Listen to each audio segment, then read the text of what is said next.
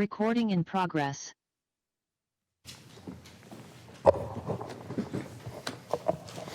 Good evening, everyone. We'll go ahead and call to order the County Planning Commission for November 13th, 2023. If you'll all please stand with me for the Pledge of Allegiance. I pledge allegiance to the flag of the United States of America and to the republic for which it stands, one nation, under God, indivisible, with liberty and justice for all. Thank you. If you'll please call the roll. Yes, Commissioners Borja, Rathel, Here. Corona Savignano, Tatishi, Here. and Wong. Here. And we do have a quorum. Thank you so much. Will you please make the announcements for the evening? Yes, sir. So the county fosters public engagement during the meeting and encourages public participation, civility, and use of courteous language. The county does not condone the use of profanity, vulgar language, gestures, or other inappropriate behavior, including personal attacks or threats directed towards any meeting participant. In-person public comments will be taken first. To make a public comment, please complete a speaker request form and hand it to the clerk. That's me. And the chairperson will call your name when it's your turn to make a comment. If you plan to make a teleconference public comment, you will be kept on mute until the chairperson calls for teleconference public comments. The clerk will unmute you when it's your turn, and you may begin your public comment. You may also feel free to send a written comment to boardclerk@saccounty.gov, and your comment will be routed to the board and filed in the record. All right, that moves us to the non-contested portion of the agenda. If you'll please call item number 1.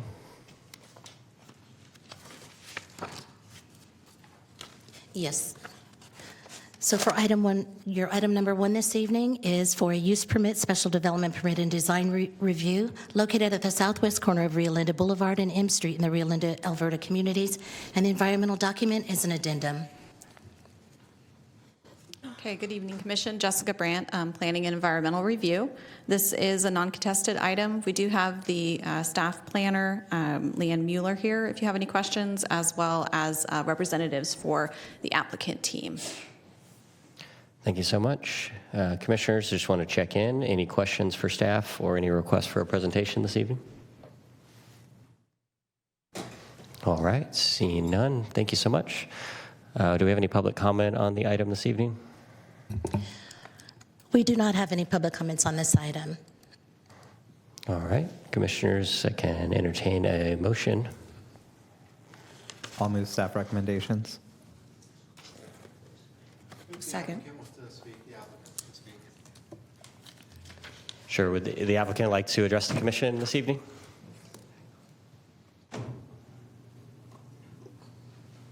Thank you, Chair and fellow Commissioners. Diane Kinderman with the law firm of Abbott Kinderman. Yes. I haven't had a non-contested Ms. Kinderman, pardon me, if I could get you sworn in first.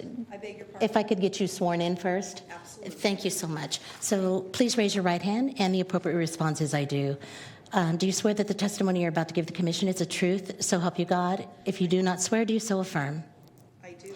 Okay, and if you could please repeat your name and make the statement, I have been sworn, Ms. Kinderman. Diane Kinderman with Abbott and Kinderman, and I have been sworn. Thank you so much. I'm sorry to talk too fast and not give you the opportunity to complete that. Anyway, thank you so much, Chair and fellow Commissioners.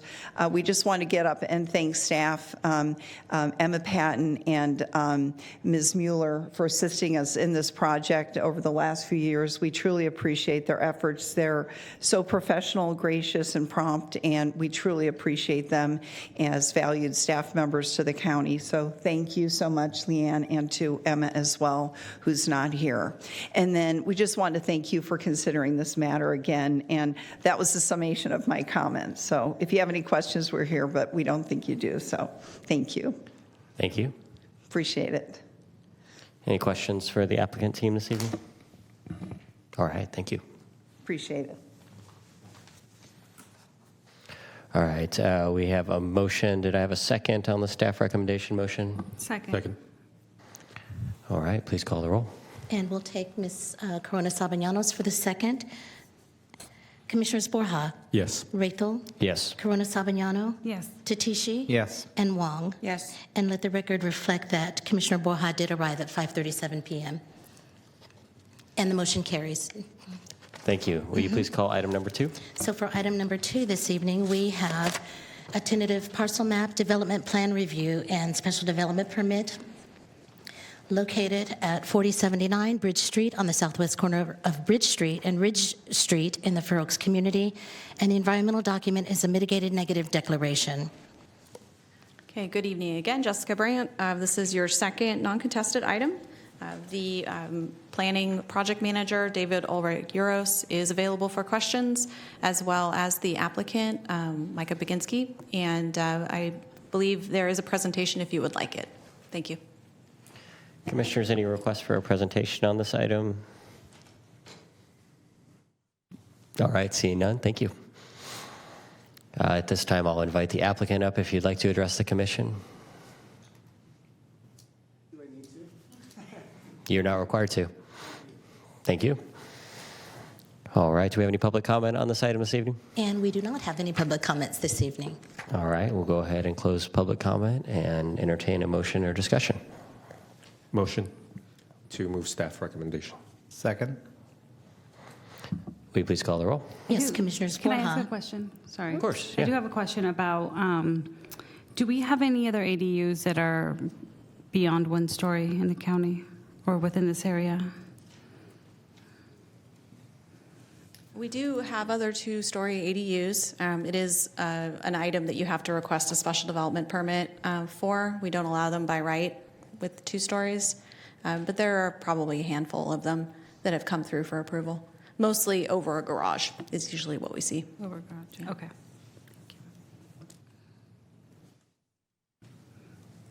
All right, will you please call the roll? Okay, so we have Commissioner Borja made the motion and Commissioner Tatishi with a second. Borja, Commissioners Borja, Yes. Rethel, Yes. Corona Sabagnano, Yes. Tatishi, Yes. and Wong. Yes. And the motion carries. Please call item number 3. And for item number 3 this evening, we have a zoning ordinance amendment, and the environmental document is a notice of exemption. Okay, Jessica Brandt again. So this is your last non-contested item. With this one, just a note that a late addition of FEMA flood insurance map revisions is actually being pulled off of the requested actions. I don't know. You want me to elaborate on Yeah, that'd this? be great, Bill. So I don't know if the commissioners I sent 2 emails, I think one yesterday and then another one today. We were going to try to package some additional amendments with this item because it's all part of the floodplain management ordinance. So there's one part of the ordinance that's proposed that would basically just change some exemptions of what kinds of structures qualify or don't qualify as exempt from floodplain permitting. That's still going to be presented tonight. There is a separate set of amendments that had to do with obtaining flood insurance rate map changes or map revisions from FEMA for development in the floodplain. We were going to try and do that, but then we got some correspondence from FEMA late on Thursday night. They raised some questions about it, so we're going to pull that part of it from this presentation. So what you'll be considering this evening is just the proposed changes to, I'll list them off here, sections 902-15, 905-15, 906-04, and section 906-05.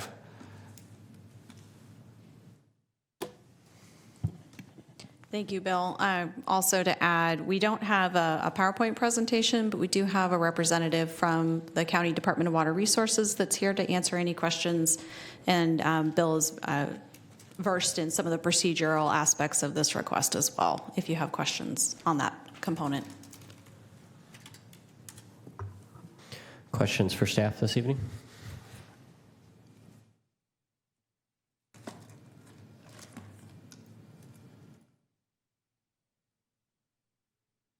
More of a procedural one, but I would imagine, would this item also go to the flood control agency? Do they vote on this or enact on any of The these? SAFCA? Yeah. I don't think so. You know, we have, Mike Johnson's here from Water Resources. Mike, I don't want to put you on the spot, but I'm going to. It might help if you are able to just summarize what the changes the original changes that were being processed. I think that would be helpful. Good evening. My name is Mike Johnson. I'm with Department of Water Resources. Recently, FEMA reviewed our floodplain management ordinance. The floodplain management ordinance is part of the zoning code, and they found some inconsistencies with other ordinances throughout the country. They found it out of compliance with what they require, so we're forced to make some changes. The changes are primarily, there were some exemptions for levee maintenance that we had incorporated into the ordinance. They wanted those removed. That's what we're removing. We're making some other smaller changes regarding basements, whether it's a structure or not, and utilities. Thank you, Mr. Johnson. Just a quick question, sir. Thank you so much for that. From your explanation, SAFCA or Sacramento Area Flood Control Agency does not need to review whether or not we pass this. It's independent from their authority. Right. They're more focused on the larger flood control projects. We're involved in floodplain management and how people build safely in the county. Understood. Thank you, sir. Thank you. All right, any discussion over this item this evening?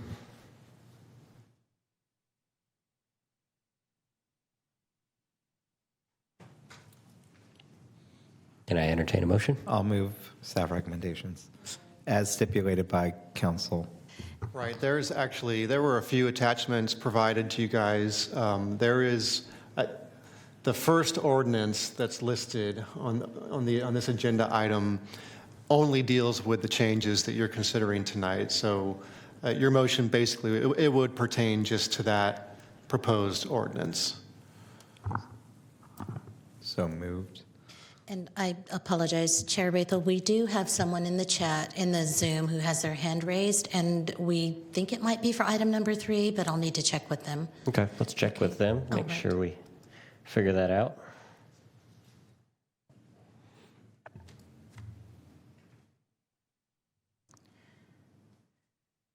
Hi, Kathy. This is Lydia with the Clerk of the Board's office, and I'm clicking to unmute you. You can do so with *9 if you'd like to make a public comment on this item.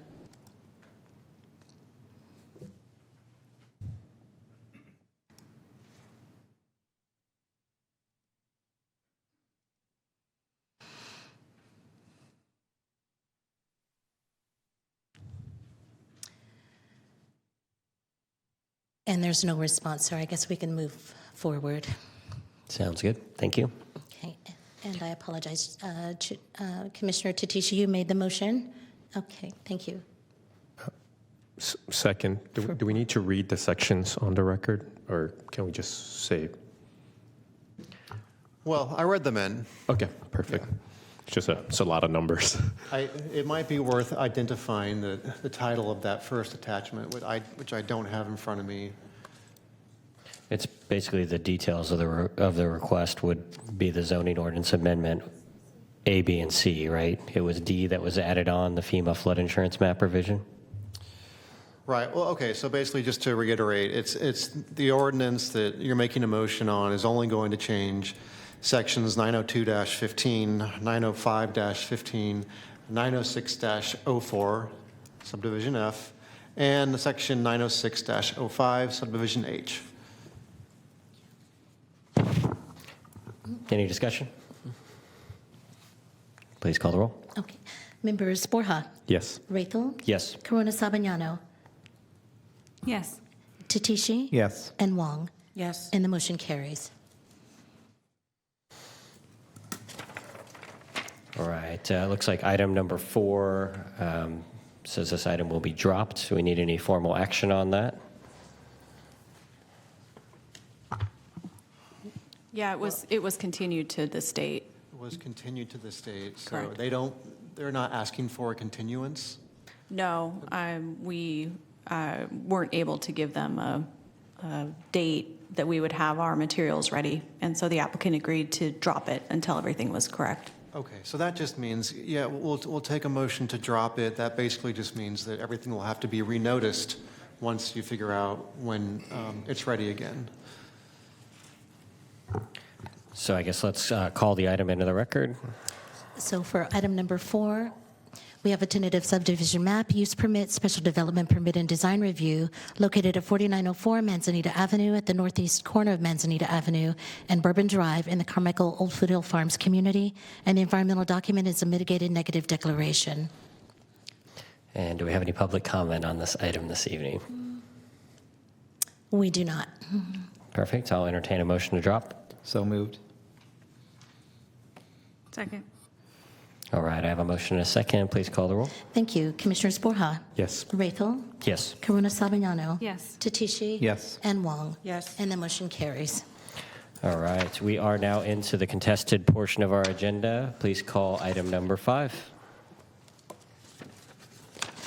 So for item number 5 this evening, we have a tentative subdivision map, a special development permit and design review located at 4434 Maple Lane in the Carmichael Old Foothill Farms community.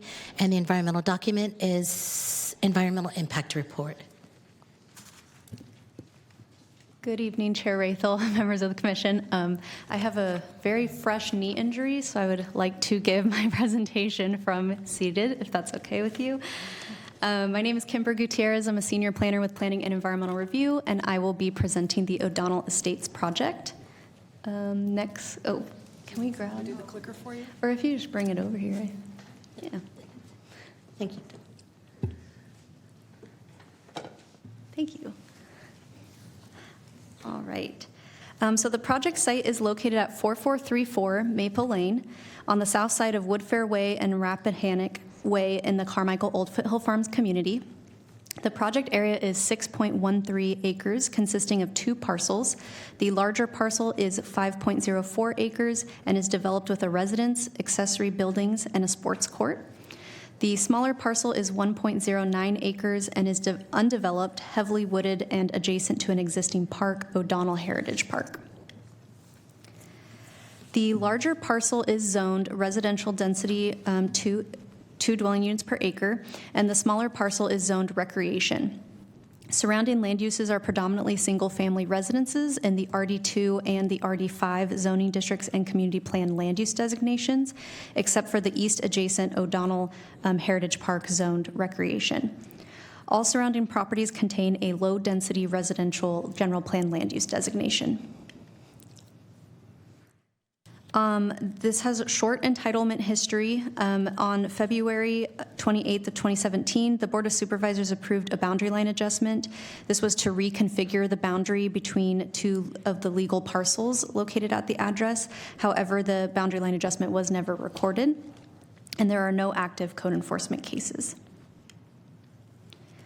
The applicant requests a tentative subdivision map to divide approximately 5 acres into 9 lots in the RD2 zoning district, with an adjacent 1 acre lot preserved as a private open space in the recreation zoning district. A special development permit to allow more than 2 lots to be served by a private drive without meeting the public street frontage requirement, and a design review to demonstrate compliance with the design guidelines. An environmental impact report was prepared pursuant to the California Environmental Quality Act for this project and was released for public review on June 28th of this year. The EIR identified significant and unavoidable impacts to biological resources and potentially significant cultural impacts to tribal cultural resources related to native oak tree impacts. I did want to make a quick correction. It should be a total of 34 native trees would be removed for implementation, not 36 as indicated on the slide and in the staff report. The tables of the environmental impact report are correct, just the total was miscalculated. So that would be 12 removed for health defects and 22 removed for project implementation. Findings and overriding considerations have been prepared for those significant and unavoidable impacts and potentially significant cumulative impacts. Additionally, the EIR identified impacts as significant or potentially significant, which could be reduced to a less than significant level with mitigation measures. And so a mitigation monitoring and reporting program was prepared and is included in the report package. And the final EIR was released on October 10th. Here is the tentative subdivision map. I did want to note that this application was heard as an early workshop item by the Carmichael Old Foothill Farms Community Planning Advisory Council in August of 2019. A previous iteration of the map did involve 10 lots being served by a private road from Woodfair Way and Rappahannock with no access to Maple Lane. And they were also proposing to demolish the existing on-site residence. During that early workshop meeting, we did hear a lot of concerns and recommendations from the public and the CPAC to reduce the number of lots, maintain the existing access for one lot on Maple Lane, and retention of the on-site home. So based on the feedback received, the applicant did amend the map to include all of those recommendations. So proposed lot 6 would retain the existing residence. All of the parcels except for proposed lot 5 will have access from the proposed private drive that will connect to Woodfair Way and Rappahannock Way. And then lot 5 would also retain the existing access to Maple Lane, utilizing an existing access easement. The other key point is the 10-foot wide trail easement proposed between lots 7 and 8. This is to provide pedestrian access to the private open space parcel, which would be maintained through a homeowners association for the benefit of the residents of the subdivision, so it would not be open to the public. The recreation zone parcel was sold from to the prior property owner in 1997 by the Park District. It is currently deed restricted, so no structures can be built on the property. And through coordination with Carmichael Recreation and Park District, they have indicated no desire to purchase the property back, and they do not have any future plans to incorporate that property into the adjacent park. Here's the preliminary grading plan that addresses grading that will be involved with the proposed stormwater basins and the private drive. Future grading of the individual lots will be conducted at time of development. The Carmichael Old Foothill Farms CPAC met on March 17th, 2001. 4 members of the public spoke on the item and stated concerns of on-site drainage, construction hours, tree removal, neighborhood compatibility, and lack of community investment. Following public comment, the CPAC did reiterate that there would be no increase to the number of homes accessing Maple Lane and no development of the open space zone property. So based on that discussion, the CPAC did vote to recommend the Planning Commission approve the requested entitlements. And then the Design Review Advisory Committee met on February 25th, 2001, and recommends the Planning Commission find the project in substantial compliance with the countywide design guidelines. So through staff's analysis, the proposed project is consistent with the general plan, community plan, and the zoning code as conditioned. The project is compatible with surrounding zoning and land uses. This project will create new housing opportunities to meet the county's diverse housing needs. There are significant and unavoidable environmental impact concerns. However, staff has prepared findings and overriding considerations that the Planning Commission can adopt to support the proposed project. And the project was supported by CPAC and found consistent with the design guidelines by DRAC. So for these reasons, staff is recommending approval of this entitlement package with the attached findings and considerations, or conditions, and we would need to certify the final EIR as adequate and complete, approve the tentative subdivision map, special development permit, subject to findings and conditions, find the project in substantial compliance with the design guidelines, adopt the CEQA findings of fact and overriding considerations, and adopt the mitigation monitoring and reporting program. And that concludes my presentation. I'm available for any questions, and we also have the applicant team here as well.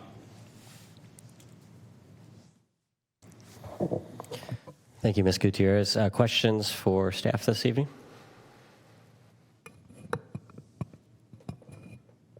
Just a quick question, and thank you for presenting despite your injury, Ms. Gutierrez. But on the staff report, we did mention that on the removal of the 34 trees, a number of saplings will be planted in place. Would that be like a 1-for-1 or maybe even greater than a 1-for-1? just curious to that. Yeah, I can speak to that. Good evening, Commissioners. I'm Julie Newton, Environmental Coordinator with the Planning Department. The mitigation for tree removal is based on the diameter at breast height inches that are removed. So for each, if you have a tree that's 15 inches in diameter, then that would be the equivalent of 15 1-inch saplings. So there is the mitigation measure outlines several possibilities for how those could be mitigated. Preferences given to on-site plantings. If that's not feasible, then there is options to pay in lieu fees to the Sacramento Tree Foundation. Thank you. Any other questions for staff this evening? All right, at this time, I'd like to invite the applicant up. And we'll get you sworn in. Okay, let me lower it just a little bit for you. We'll have the whole applicant team get sworn in case they need to ask questions or answer questions. Okay. And if you'd please raise your right hands and the appropriate responses I do. Do you swear that the testimony you're about to give this commission is the truth, so help you God? And if you do not swear, do you so affirm? Thank you. If you would please state your names for the record and then make the statement, I have been sworn. Sure. Marissa Fuentes, and I have been sworn. Thank you. Good evening, Chair Rathel and fellow commissioners. Just wanted to thank you guys for all your time reviewing this project. And I know we met with some of you, and some of you were able to see the project site. My name is Marissa Fuentes, and I'm with Taylor & Wiley. We represent the applicant, and I also have Jim Wiley with Taylor & Wiley, Jim Donahue, the applicant, and Casey Fikert with TSD Engineering, in case anyone has any questions. Just wanted to thank staff for all their hard work. Kimber and Julie have really been working with us a bunch. So thank you, and your presentation was really thorough and great, so thanks. I also have a presentation that is specific to tree issues if you feel it would be relevant. I'm also happy to answer questions, so kind of just wanted to pivot that your way. Anyone want to see a tree presentation? I'm comfortable that the tree issues have been addressed. Yeah, I think so. I think if you can just kind of just give us a summary of what your plan is to make sure that the community has adequate canopy and, appropriate landscaping that would match kind of the area, that'd be great for us. Thank you. Sure, yeah. So through the EAR's mitigation measures, I think they're 4 and 5. As Julie was saying, the native trees require an inch-for-inch mitigation, and then any non-native trees require the same percentage or square footage of the shade canopy to be replaced as well. Any other questions for the applicant team this evening? All right, thank you, Ms. Fuentes. Thank you, and we're happy to answer any questions that arise after public comment as well. Thank you. We'll let you have that opportunity. We'll move on. Well, before we move to public comment, I'll just go on the record and say I met with the applicant team out on site to review the project. And I'll give anybody else the opportunity. I also met with the applicant team, so thank you so much for meeting with me. I also met with the applicant team. Also met with the applicant team.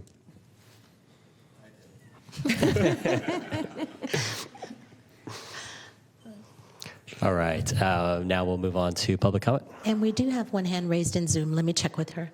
Thank you. Mm-hmm.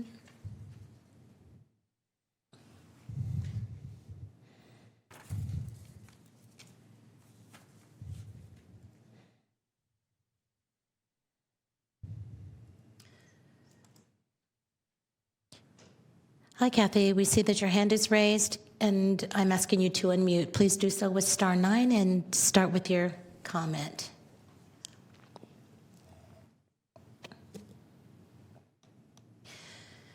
I think we can move on. Thank you. We'll go ahead and close public comment and move on to deliberation.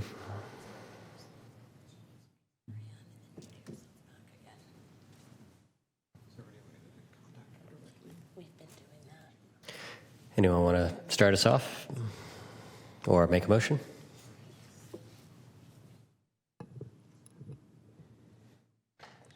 Motion to move staff recommendation. Second. All right, we have a motion and a second for staff recommendation. Any comments or deliberation before I call for a vote? Hang on for 1 second. I'm Kathy- sorry. I want to make sure this person, if they're trying to speak, I want to make sure. Make sure that she has the opportunity, and Kathy, you are unmuted if you'd like to make a public comment. I see that you keep muting yourself again, but if you'd like to make a public comment, please begin with your comment.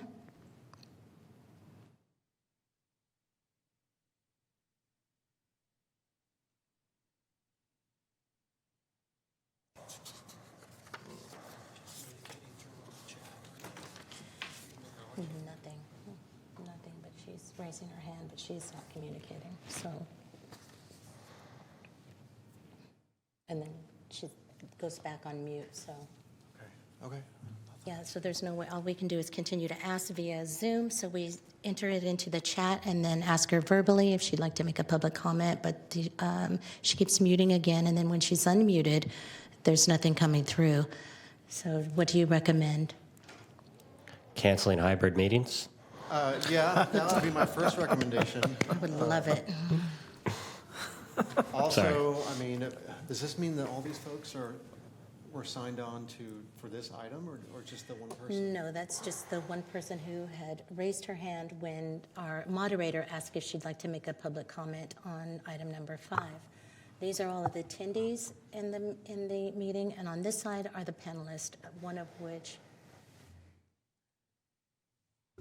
Okay, well, I will just state, I mean, for anyone who's trying to get through remotely to make a public comment, but you're not able to, there's always the right of appeal on this item. On others, on a BZA item, there won't be, but there is on this. So what is it, 10 days to appeal to the board? Yes. All right, so we have a motion for staff recommendation and a second. Did you get both of those? I did. I Yeah, got perfect. Commissioner Corona Sabagnano and Borja with the second. Okay. So Commissioners Borja, Yes. Raythel, Yes. Corona Sabagnano. Yes. Tatishi. Yes. And Wong. Yes. And the motion carries. Thank you all. Please call item number 6. So for item number 6 this evening, we have a zoning code amendment, and the environmental document is to be determined.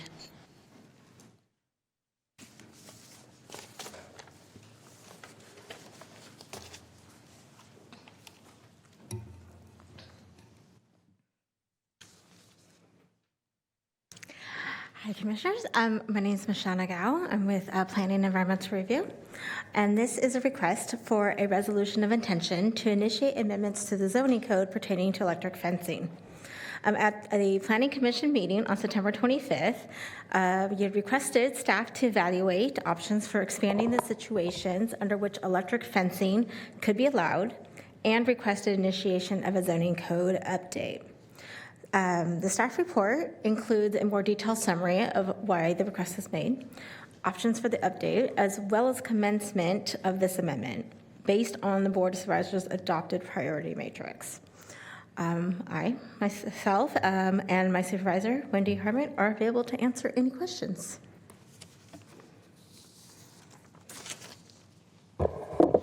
I've got a quick question. I'm just trying to figure out, so basically late 2026 is when this fits into the schedule based on the matrix of priorities? Yes, that is the case. Last November, we went to the board to lay out the lengthy list of code updates that we had before us and our current staffing issues. That being said, the schedule we had laid out that's included in attachment 1, we are about 1 fiscal year behind because we have not fully resolved our staffing shortages at this time. And then there's an option for private funding of this, which would move it up the timetable. And if somebody were to privately fund that, what would the cost roughly be for them? Do we know that number? I actually do. You probably expected this question. I expected this question, and I actually had met with the electric sign or the electric fencing company prior to this meeting to discuss the various options, so they are also aware of the cost. It is on our fee schedule, it's called a ZOB, a ZOB, and the application deposit is $17,375. And that deposit would be expected to cover the process, or would there be more payments on top of that? I'm just trying to get an understanding of. That is time and materials. It doesn't include any environmental analysis that may or may not be required. We can't determine that up front. We do our best to try to cover our costs within that time frame, but there are oftentimes things that are outside of our control. This particular project, as a countywide, would have to also go to all 14 CPACs and the 1 DMAC, which would slightly increase the processing time. We do our best to try to hit those within a 4 to 6 or 7 week time period back to back to the extent possible. I'm sorry? Months. No, we try to bundle the CPACs together over a period of weeks so that we shorten it, but it's about a 12 to 14 month process. Sorry about that. I'm just going to go on record to say that it is tough to hear that is the priority when people's businesses are being broken into, and we have restrictions around allowing them to defend their property. And these restrictions weren't in place before. I understand they're in place now, but it used, these electric fencing, based on the report, used to be allowed in the commercial zones. No? Not outright. Not outright.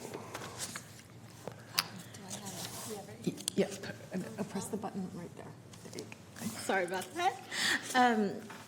In the prior zoning code, I think almost all fences did require a use permit from the zoning administrator.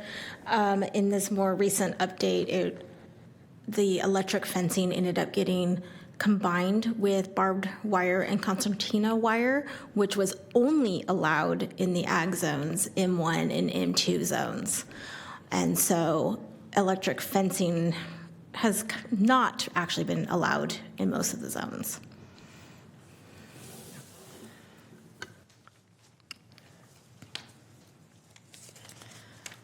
If I may add to that, the item that was heard by the BZA in September was also slightly a different situation because it was within a special planning area, which did have additional restrictions. Understood.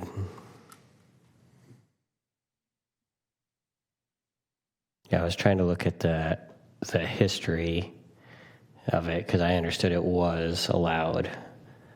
It was permitted in all commercial zones. That's the very first paragraph of the background statement. Maybe I misunderstood, but electric fencing has been included in the Sacramento County zones since at least 1999 as a use. And then it goes on to say it was committed, which indicated that electric fencing was permitted in all commercial zones, MP, BP, SC, LC, GC, AC, TC, and CO. Is that? And then it says, subject to the requirements set forth in Article 5. And Article 5, it stated that electrical fencing required the issuance of a fence use permit, and that electrical fencing, when located in the ag or heavy industrial, required that use permit, but did not if it was adjacent to the similar zone, similar ag or M2, then it's permitted by right. So it was a little fuzzy back then on really where it fell in, but sounded like if it was going to be allowed, it was through a use permit by the zoning administrator. Got it. So it would be a use permit one below our level. So Yes. we could have definitely approved it at that Board of Zoning Appeals under the old regulations, right? If we would have thought it was appropriate. I'm just kind of working through how this, maybe it's a moot point, considering this is old regulations, but. Outside of an SBA, correct? Outside of the SBA. Got it.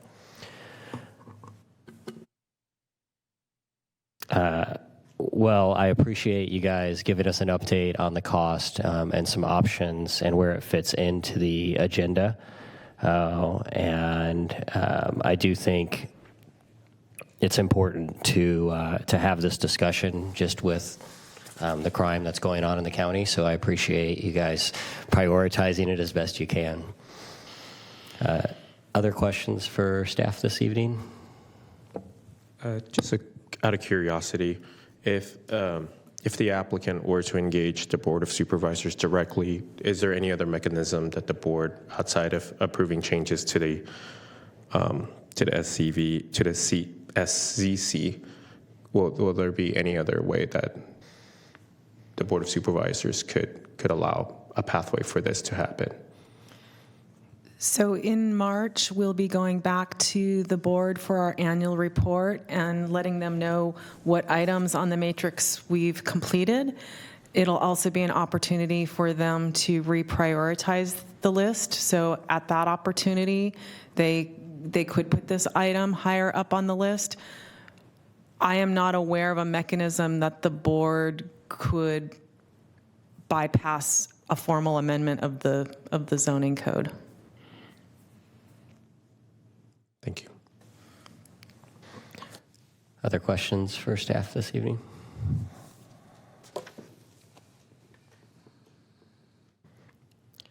All right. Do we have any public comment on this item this evening? We do not. If there is, I'm sorry, sir, you have the slip. Oh, I don't have a slip for item number 6. Oh, got it. It says number 7 here. I'm sorry. Luis Farias, go ahead. Yes. Hi, how are you? Doing good. Good evening, Chair Reithel, commissioners, staff, and members of the public. My name is Luis Farias, and I work for AMROC, the ultimate perimeter security company. On September 25th, I appeared before the Board of Zoning Appeals along with Jose Lopez, co-owner of Bob's Body Shop, to appeal the planning director's decision regarding the installation of a comprehensive monitor perimeter alarm system at his site. As you may recall, Mr. Lopez wants to install an electrified security fence around the perimeter of his business due to theft and crime. Because of the special planning area where his business resides, the board was unable to authorize this, but the commission chair, as well as other commissioners who were present during the hearing, shared interest in amending the SPA so the business could protect its assets and its employees. After having no choice but to deny the appeal, the chair asked staff to work with us to find a path forward. And I'm happy to report that we had a very good meeting with Wendy Hartman on October 26th, during which she shared details about possible next steps. She told my colleague, Keith Kaneko, and myself that the Planning Commission will be initiating the zoning amendment process tonight. This is welcome news. It is truly refreshing and encouraging to find partners in local government that are just as interested as we are in helping businesses to fight crime. Ms. Harmon was extremely helpful, and we look forward to collaborating with her and the Commission. Rising crime is an existential threat to many small businesses, and this is a step in the right direction. Lastly, we appreciate that there might be budgetary and staff resource challenges, but we ask the Commission on behalf of Bob's Body Shop and other future businesses to make this a top priority. Regrettably, crime is not going away because criminals are not going away. So partnerships like this one are what allow us to make our communities safer, allowing both businesses and individuals to prosper.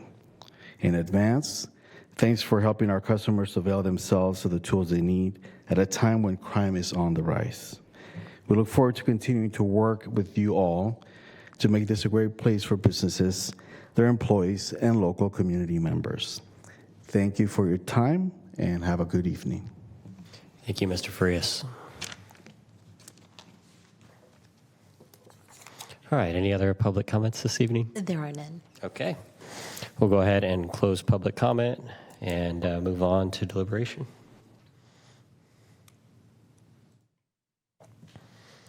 I'd be happy to move staff recommendation. Second. Any discussion before I call for a vote? All right, please call the roll. Okay, members Borja, Yes. Rethel, Yes. Corona Sabignano, Yes. Tatishi, Yes. and Wong. Yes. And the motion carries. All right, that moves us on to item number 7. So for item number 7 this evening, we have a sign code amendment workshop, and the environmental document is to be determined.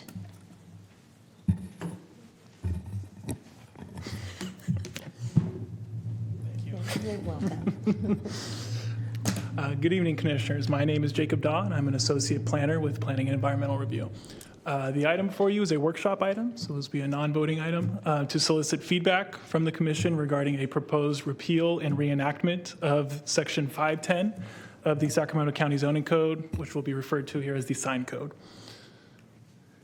The purpose of this amendment is twofold. Firstly, it is to comply with a Supreme Court decision in the case of Reed versus Town of Gilbert, which had major impacts on sign regulations throughout the country.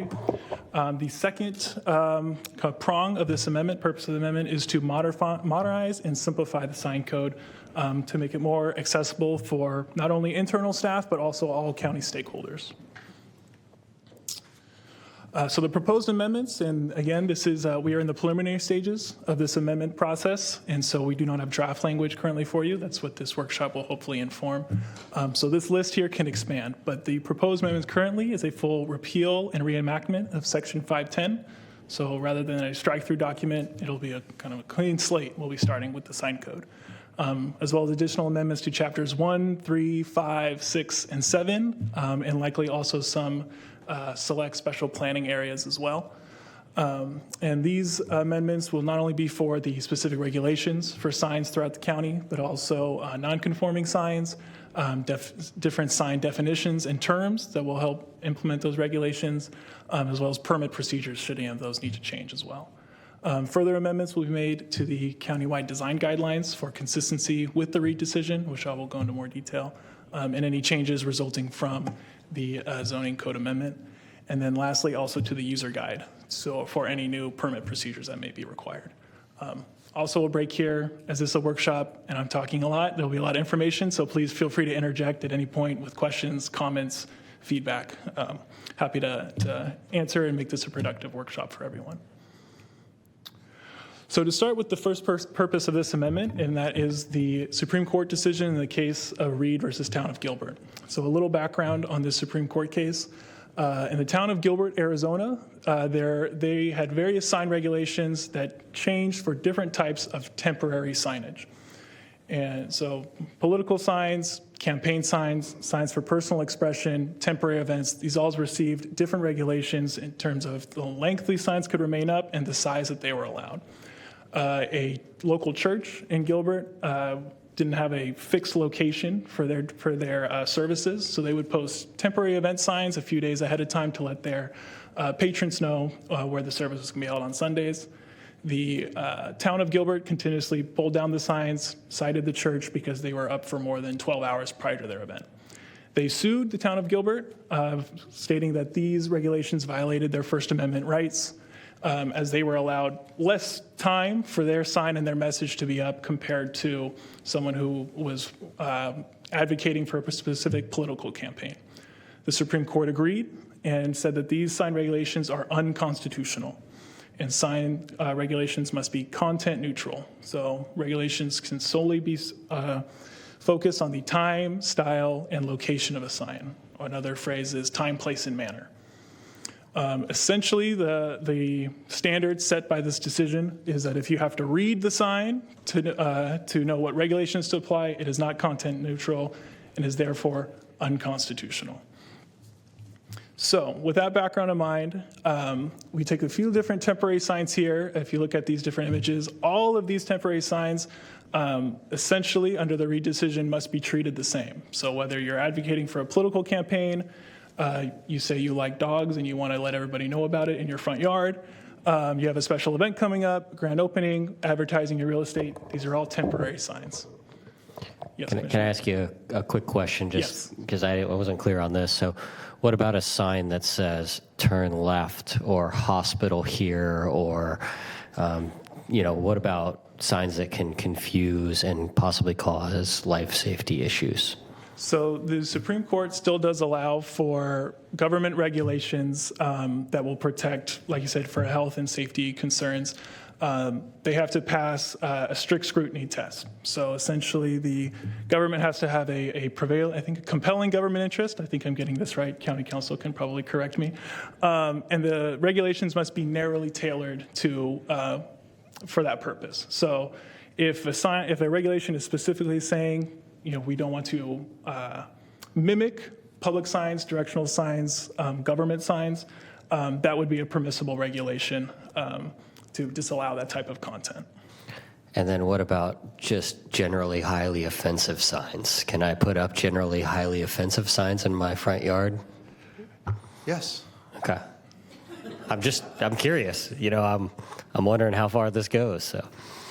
Right. I mean, that's an ideological sign, whether it's political or something else. I mean, that has heightened protection, actually, under Supreme Court case law, up to and including this Reed case. I mean, a sign, a commercial sign that basically just advertises for a business probably has less protection under the Constitution than your offensive sign in your front yard. Correct. A commercial sign operates under intermediate scrutiny, so essentially a lower level of scrutiny. So we have a little more wiggle room in what we can regulate there compared to non-commercial signage. So taking this now to the zoning code, all of the categories here are current regulations in the sign code. These are all different types of temporary signs. And as you can see, they all have different maximum areas they're allotted, maximum durations they're allowed to remain up, as well as different permitting requirements. And so someone who might have a personal expression sign might see, or someone who has a civic campaign sign, they have 90 days. Technically, the zoning code doesn't have a provision for just general personal expression signs. Obviously, those are not going to be taken down by code enforcement because of the First Amendment concerns, but technically the sign code doesn't address those. And so someone could sue if we were to choose to enforce those provisions to remove those signs. Someone would say, well, someone with a campaign sign gets 90 days. Why don't I get anything? So those are the types of inconsistencies with the Reed decision that we're hoping to correct with this amendment. Furthermore, these are all the current zoning code sections in the sign code that staff have been able to identify as in conflict with the Reed decision. Again, I don't want to say that this list is exhaustive because we currently find new things in the zoning code all the time, but currently these are the sections we've identified. And if you'll notice, a lot of these are temporary signs, but they are also use-based signs. So many of the provisions in the zoning code are based on the use of the property or what type of use the sign will identify. And these are the type of provisions that will need to be amended or eliminated through this process. For example, if you take out place of worship signs, regardless of which zone district you're located in, place of worship is limited to 2 signs and a maximum size allotment, which could be significantly less than you could get in a commercial zone.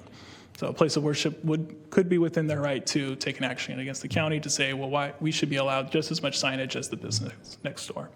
So all of these provisions will be amended and moving towards a time, place, and manner. So largely, regardless of what the use is, if the zoning regulation or the sign regulation will likely be based on the zoning district that it is located in.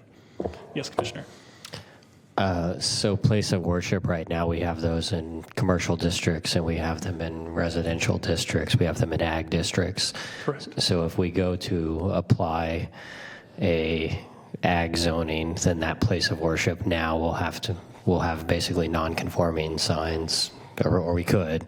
If we have, they'll be based on whatever district they're in going forward. Right.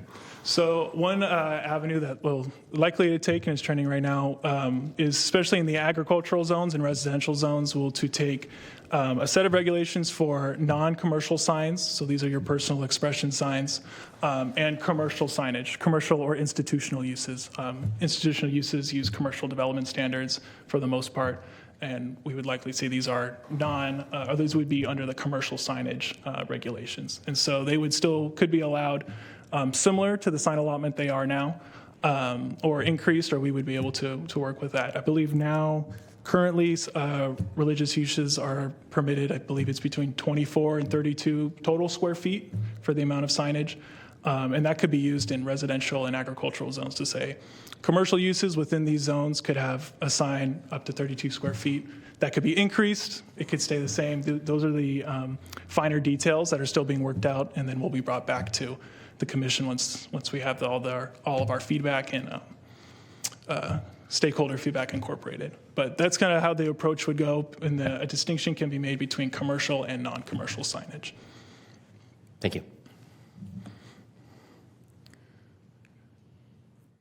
Okay, so the next section here is we're identifying sections for either amendment or deletion, and the intent is to simplify the sign code. Before I move on, are there any other questions, comments, or feedback on the Reed decision, Supreme Court, or how those Supreme Court cases are impacting our sign code currently?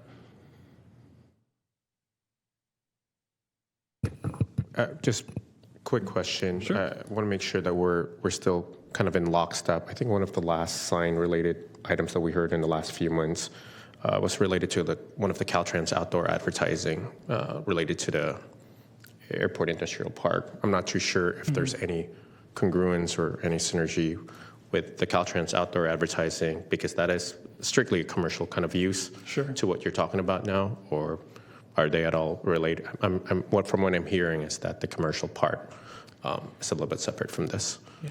If I'm recalling correctly, and correct me if I'm wrong, that's more related to the billboard signage. If that's what we're discussing, distinctions can be made between what's called off-premises or on-premises signs. So whether or not a sign is identifying a business or service located on that particular parcel that the sign is also located, versus identifying or advertising an off-site business. So there's also case law that establishes we are still permitted to make that distinction. So I'm not familiar with the Metro Park specifically, but currently billboards or off-premises signage requires a use permit to the Board of Supervisors.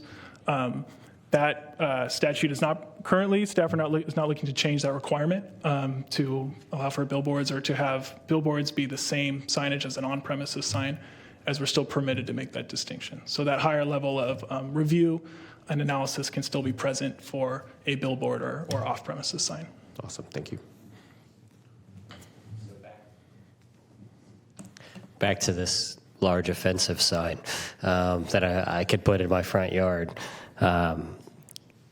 We can't necessarily say versus a church versus a business, but we can say between a resident and a business/church. Like that distinction's allowed. That's what you mean by like commercial, non-commercial. Correct. From the case law we reviewed and other model sign ordinances that we've been reviewing as kind of a baseline to begin our efforts here, that distinction between commercial and non-commercial signage can be made.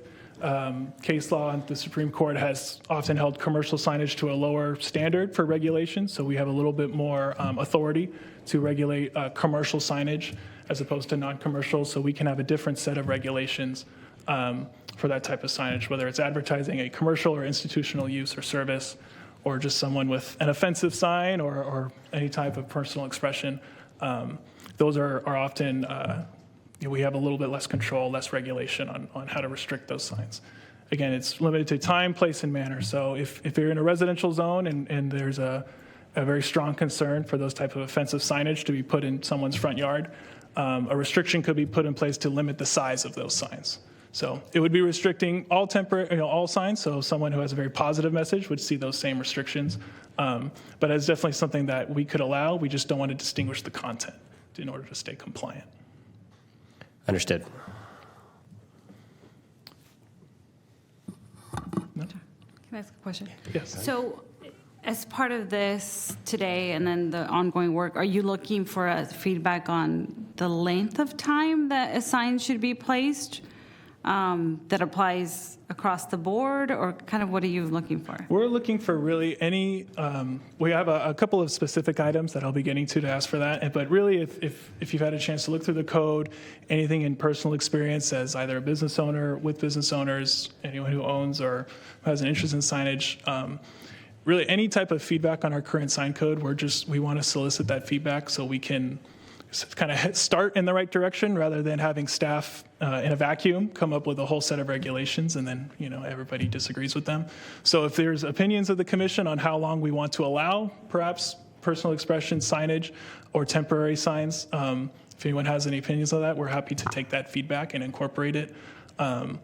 Or if there's any concerns, like I said, with offensive signage, and rather than saying everybody gets a 30 square foot sign in their front yard, we're concerned with the offensive subject matter, so we can limit it to 5. We're looking for that feedback as well. So it really is kind of open-ended, this workshop, for any and all feedback that you want to provide, or anything you would like to see staff do more research into or propose language for. Okay. Hope that answered your question. Yeah, thank you. No, that's helpful, because I'm just thinking about this and like what might be an appropriate time, and I feel like a lot of these signs are so different. Like the sign that comes to mind that I think I see a lot of times people forget to take off, and maybe it doesn't even apply here, is like yard sales that are there for months and months after the yard sale took place. So I don't know if that is included in here, but I guess I wouldn't necessarily think that someone would advertise that, let's say 90 days, if we were to go with 90 days to be consistent with the political signs. So I guess I'm struggling a little bit. So maybe to provide a little bit of framework, like I said, we didn't want to come with proposed language because a lot of it hasn't been nailed down yet. But from a model code that staff have been working off of a little bit, there would be still a series of exempt signage. So personal expression signs, I believe under 5 square feet is kind of just the penciled in number at the moment. Those would be just generally exempt from provisions of the sign code, and you could have that up for any period of time. So you could really put, these would be in residential zones. That sign could have anything. If you want it to be your garage sale, it would be your supporting or opposing anything at all. That sign can just be in your front yard for however long you want. It would be on your personal property, though. So if there's garage sale signs that you often see posted up on street poles or in the right-of-way, that would be another discussion as well, because that's no longer a sign on private property. That's now a sign in the public right-of-way on a county pole. Those can technically, we have since that's now on the right-of-way, we have a little more purview on how much we want to allow signage for what length of time. We could ban those altogether. We could say we'll allow those types of signs for, 30 days or 10 days, 2 weeks, 2 days. We have a little more purview when it goes into the right-of-way. But when it's on your personal property, it's generally, if you have a personal expression sign that you can put whatever you want on it, it would just be kind of exempt, and it could stay there for as long as you want. And that's a good way to regulate the type of signage without infringing on anyone's First Amendment rights. Okay. Hope I answered your question. Yeah. Okay. Thank you.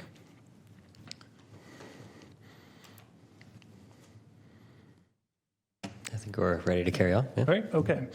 So the second kind of part of this amendment effort is to identify sections within the code that are currently extremely long, convoluted, unnecessary, that can either be deleted, condensed, amended, to make the sign code, even if it's not a content issue, just to make it more usable, make it more business friendly, kind of speed up the process for businesses who are trying to get their signs up, get their business started.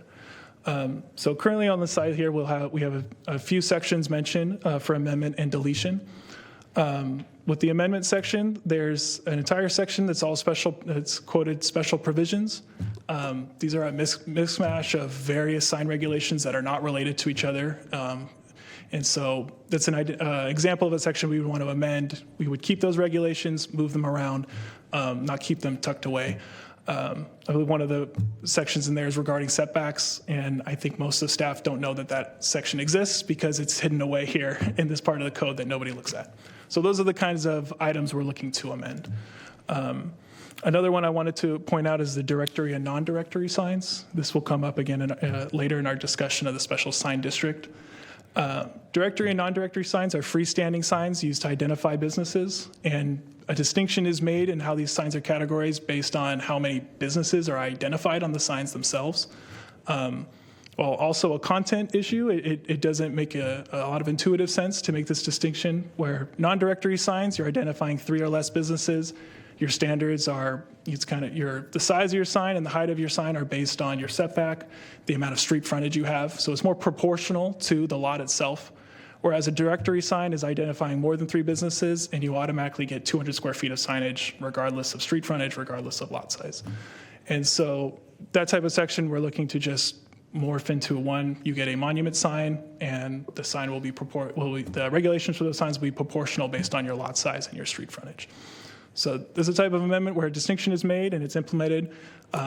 Staff are not entirely sure why that distinction was made, and so we're looking to amend that now. Moving to the deleted section, one of the key ones on here, we'll talk more specifically for the sign corridor and the sign district, but for gas stations, staff are looking to essentially delete a special section for gas stations and incorporate it into the commercial signage. Currently, the gas station sign section has a limit on the total amount of sign area you can have, and it's about 125 square feet. In talking with our application processing team, almost universally, every single use permit request for a gas station requests a special development permit to exceed that size allowance. And to my knowledge, projects are not denied simply for exceeding that sign allowance. And so that tells us where our regulations might be out of step with current best practices for these uses. I know there's one I looked at where they are proposing, I think, over 400 square feet of total sign area. And if you look at the plans, it's not overbearing. It actually appears minimal despite the large figure on there. And that's just due to the size of the gas station. So instead of having a special section, a total amount of signs, it would be incorporated into the commercial signage. They would just use the same standards as the base zone district. You all know how I love exceptions to the rule and exemptions and one-off approvals. Will we still have the special development permit process? So if we have a set of commercial signs, but every single gas station comes in for a special development permit, I would assume that would possibly lead us afoul of this decision too if all of our special development permits are on the same use. So our special development permit regulations are content neutral. So on its face, it's fine. It would be, are we applying it in a way that is content based? So it would depend on who is asking for the deviation. And certainly if they're asking it on the basis of who they are.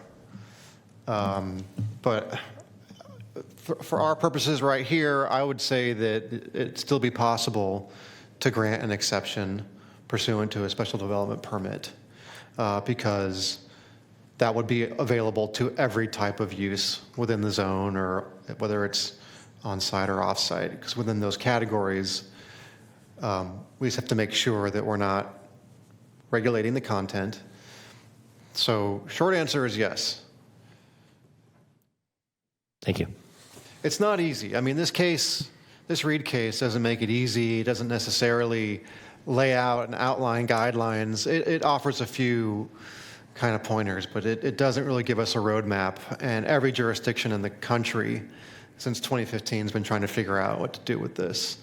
And I think planning is taking a good, safe approach by just, okay, hands off. If it's even related to the content of the sign, or we're categorizing based on content, we're not going to go there. There are other more adventurous ways to maybe try and construe the decision, because it was really focused on this particular ordinance in this town of Gilbert? Yeah, Gilbert, Arizona, where they specifically, with their temporary directional signs, were like, churches, you can't have this sign up. Or they gave them like 48 hours to tell people where to go for the church service. And, that was going to be a non-starter. So, I mean, narrowly construed, it's really something like that. You can't have these different standards for a campaign sign or a temporary directional sign. But then the opinion kind of speaks in general terms about, is the regulation, is it content neutral or content based? So it's kind of like, okay, there are these rules that we have to be careful of, and that's what we're doing. And so we're taking the safe approach. But for the purposes of this workshop, I wouldn't feel too confined. If you have an opinion or a thought on how you think the county should regulate signs, I mean, don't feel like you can't offer it up right now. And as we go through and develop an ordinance, we're definitely going to, be more precise about what we think can and cannot survive after this decision. Yeah, I think just talking about the gas station example, right, is I don't think we'd want every commercial business to have the same amount of signage as a gas station. They kind of stick out to me as a use that does require a lot more signage than a traditional commercial business, or really any other commercial business that I can think of right now. So. Yeah, and I think specifically for gas stations, it's not so much we'll be restricting them in that way, and that as they do need additional and unique signage, there would still be we could still have a separate set of regulations specific that are unique to gas stations, such as their price menu board, canopies, the gas station pumps. We really, in this specific section, we were looking to remove that kind of artificial cap on the amount of signage that gas stations will have, and rather the regulation will be based more on the frontage of the tenant frontage of the building, the width of the canopy, which is how our commercial sign standards are currently implemented. You get a ratio of sign area based on the amount of linear feet of your tenant frontage. So a similar standard would be applied to gas stations with some other regulations to account for their unique needs. Okay. Understood. Okay, so this is a specific item that we're hoping to receive feedback from the commission, and that is the proposed deletion or heavy amendment of the special sign corridor. So the special sign corridor, for those who don't know, is a kind of a corridor or special district around scenic corridors and highways and freeways within the county, and they limit the amount and size of signage within that is visible from freeways and highways and these specified county roads. So essentially, if the sign is visible, if it's a wall sign that's visible from a highway, like from Interstate 80, they're allotted 1 square foot of sign area per 1 linear foot of tenant frontage. As opposed to in the underlying district, they would be allowed 2 to 3 square feet of sign area per 1 linear foot of tenant frontage. As staff has moved through, this is often implemented at the building permit plan check phase of development. And so staff, at the time that a sign permit is submitted, have to assess if the sign is visible from a highway and then determine where on the property it is and how much sign area they are allowed. The implementation of this section has been inconsistent at best. Oftentimes, staff have to use Street View software to see if a sign is visible or not. That Street View software provides a point in time for that street whenever the car happened to drive through and take their pictures. And so we could be assessing a sign, whether or not a sign is visible from the highway or not, based on 3-year-old imagery. It could, there could be landscaping or additional vegetation that has come in during that time that now obscures the sign, and we're providing a standard restricting the sign more than we should. There could also be based on different times of year, just the view of where the staff happen to drop their pin to try and take a look. It provides inconsistency in the application of the section. In a perfect world, staff would have time to drive out and drive on the freeway to see if they can see the sign, but as that's not realistic, we rely on this software that is not always up to date. So staff, and overall, due to this inconsistency, the sign corridor often does not meet its intent to reduce kind of gaudy, colorful signage, which is what the stated purpose is in the zoning code. To kind of provide an example of this, I just have a pointer. No, sorry. If you squint your eyes and you can take a look on the far side of this shopping center on the kind of the oranger corner of the building there, this is a street view taken from Interstate 80, and technically the sign on the far right of that image there is visible from the highway. Therefore, it would be subject to the smaller wall signage of 1 square foot per 1 linear foot of tenant frontage. This is a retail development. The new tenants were not pleased with the decision to limit their signage, as it was hardly visible even from the parking lot or the right-of-way that was outside of the highways here. And just as different time of year, if they happened to plant a few new trees and we didn't catch them, then they would be in the right to get that additional signage. Signage in this situation would not be gaudy. It's even difficult to see, but because of the way the section is written, it is visible. So we were compelled to limit the amount of signage there. And so this is a shopping center that's subject to this ordinance, and it's just not, again, not meeting the intent. It's difficult to implement. Staff are often successfully challenged on enforcing this provision. And so we're proposing to either delete the section altogether, and these properties would defer to their base zoning, or at least some form of heavy amendment to allow increased sign allowances for these retail businesses that are near these scenic corridors and state highways. And so at this time, if there's any questions or feedback specifically for this staff proposal, happy to take that now.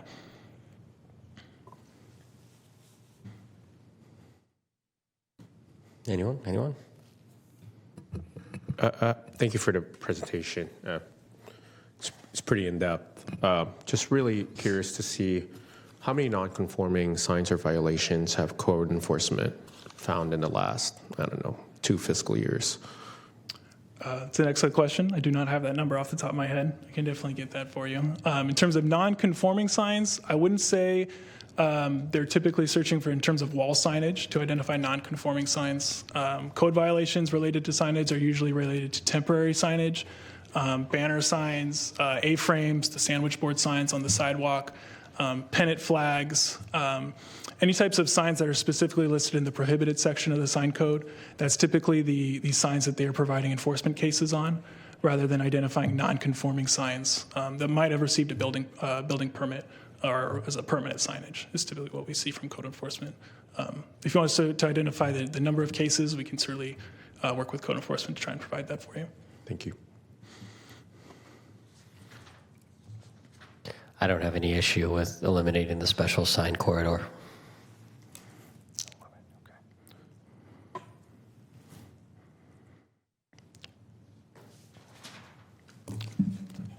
Perfect. Okay.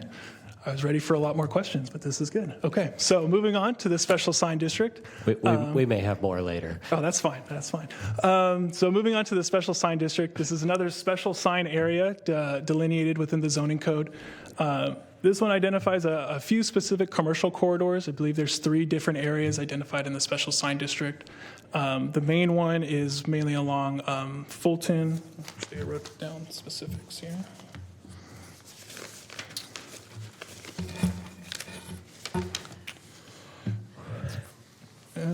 Yes.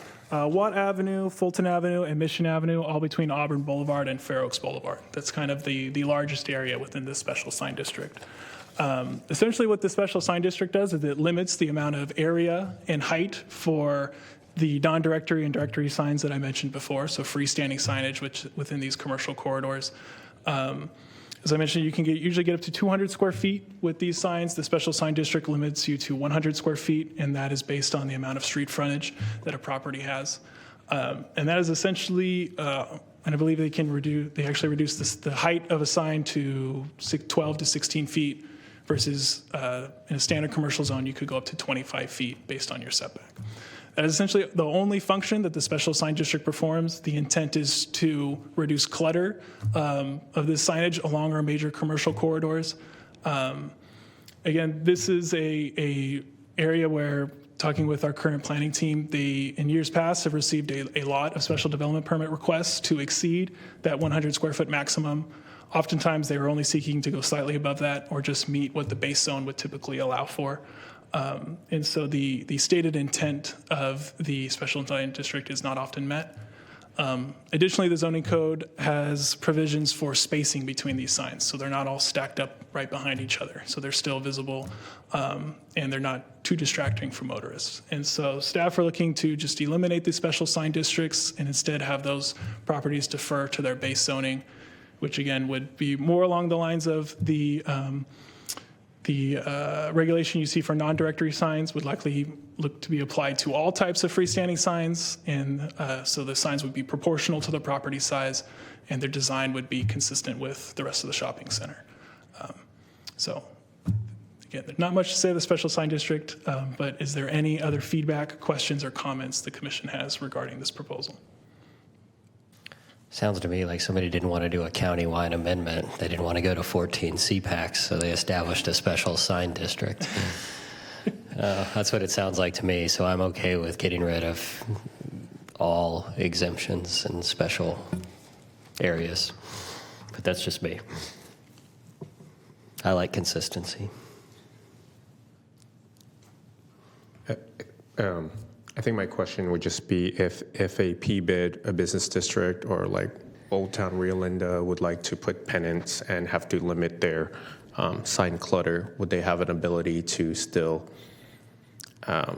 work with the local businesses or work with the county to say we want this traditional look and feel versus businesses coming in and say, well, we want a million neon lights that would not go with the environment? I guess that the staff kind of recognize there might be a balance where the community can still provide the input and still work with some sort of parameters or bowling lanes that they can abide by. Certainly. I think there's a couple different mechanisms that could do that. Again, there's a special sign district, which in this case, as may pros be deleted, there could always be one that could be more specific to account for different aesthetics and feel for that area. Another practice could be a master sign program for the area. So the master sign program is used in the How About Arden shopping center. It goes through an entitlement process, but they have an entirely separate sign program in terms of the design, the style of the signs, and even gets down granular to the size the size the sign can be depending on the building it's located on. So a master sign program would probably be a more appropriate avenue for a specific PBID or a specific area who wants to have a different style and feel and aesthetics and even different types of signs that might be allowed. And that might be a better way to have a more focused set of standards without affecting the entire zoning code. It could also then be more easily amended in the future rather than going through a full zoning ordinance amendment, as we discussed, can take 12 to 14 months. Understood. Thank you.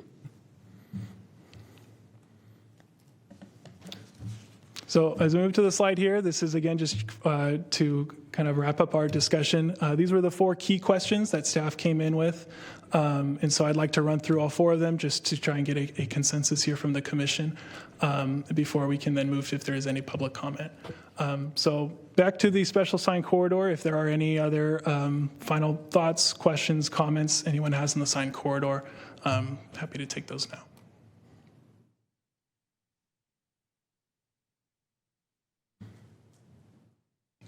Sounds like you've gotten all your comments. All right. For the special sign district, which we were just discussing, any other thoughts, comments? No. Okay.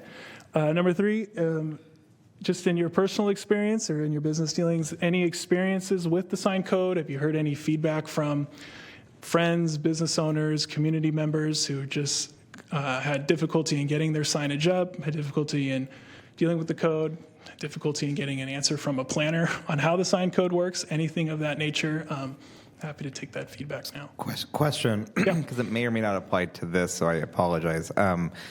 In relation to like electronic reader board signs, is that within this or is that a separate issue? So electronic reader board signs are currently allowed in the zoning code. I believe if they don't take up more than 50% of a wall sign, they're allowed by right. If they exceed that kind of ratio on the sign, a use permit is required. So as part of this effort, we're going to be re-examining our current electronic reader board regulations to see if they're still best practices. Should we allow them more? Do we want to allow them less?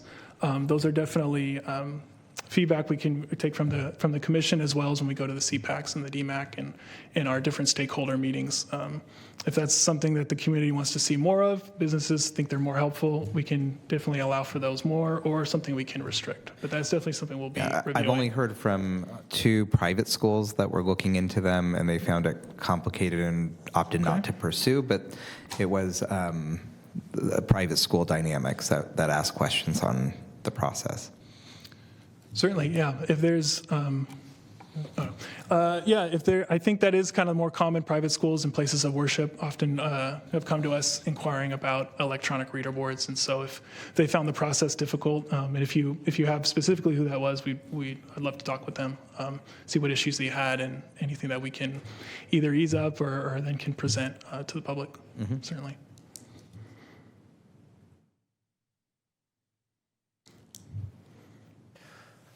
All right. So we're on the sections of the sign code that are sometimes confusing.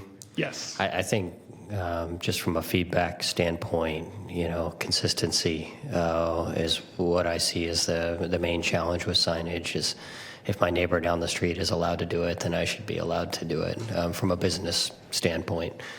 And if we've allowed, I would just encourage us to choose something that encompasses most of the signs that exist already, so we don't have 90% of the signs being non-conforming. Certainly.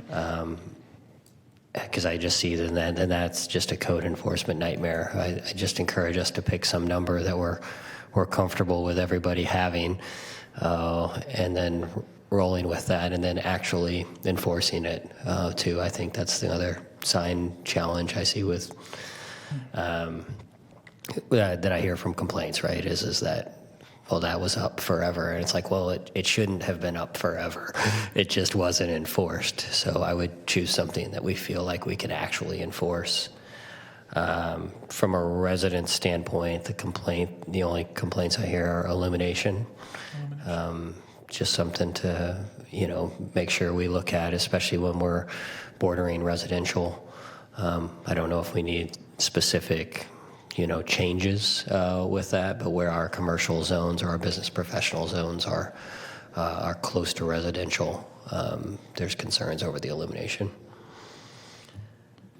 Yeah, that is really good feedback. There are kind of best industry practices and model codes that get kind of granular in the amount of, even the nits and the foot candles and all that the signs can illuminate onto neighboring residences. And so that's something we definitely want to kind of specifically outline, because I don't believe in the code now we're overly specific on illumination of lighting or signs reaching residential areas. So that's definitely something that's going to be directly addressed through this amendment. I think that's it. Go ahead. Add 2 cents. Again, I keep coming back with the whole Caltrans outdoor advertising. If there's just would really love for staff to just make sure that we're synergistic to their rules and regulations.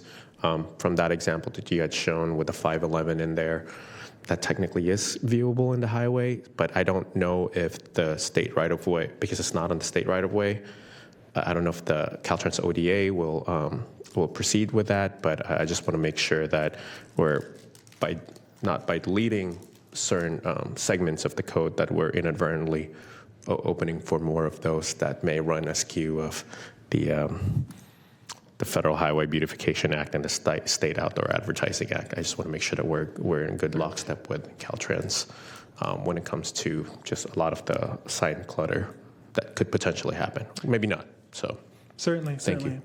Yeah, and even with the special sign corridor, while it's mainly the commercial areas and along the highways that have given us the most trouble, there are some scenic and county roads, especially near the American River, identified in that section.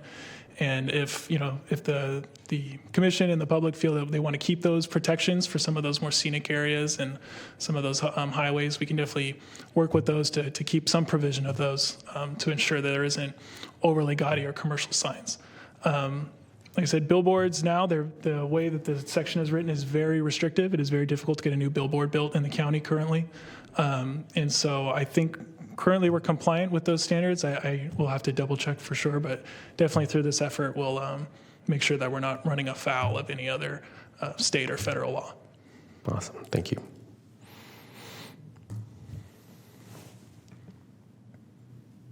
Okay, if no other questions, I'll just kind of conclude with our next steps for this amendment. We're going to be using the feedback we've taken here today to kind of inform the direction we're going to take this amendment and craft our draft language and our draft ordinance. From there, we'll be sharing that with our internal and external stakeholders, so our internal county departments and our various external community groups and business groups, and then eventually the CPACs and DMAC will have hearings. They'll provide a vote of recommendation as well. And then once all that occurs, we'll be back here to talk with you folks again with a fully formed amendment for you to comment on, and then provide a recommendation to the board. All right, last chance. Any questions about signs? I'll just bring up one other concern because I love political signs and I love them all over everything for 90 days.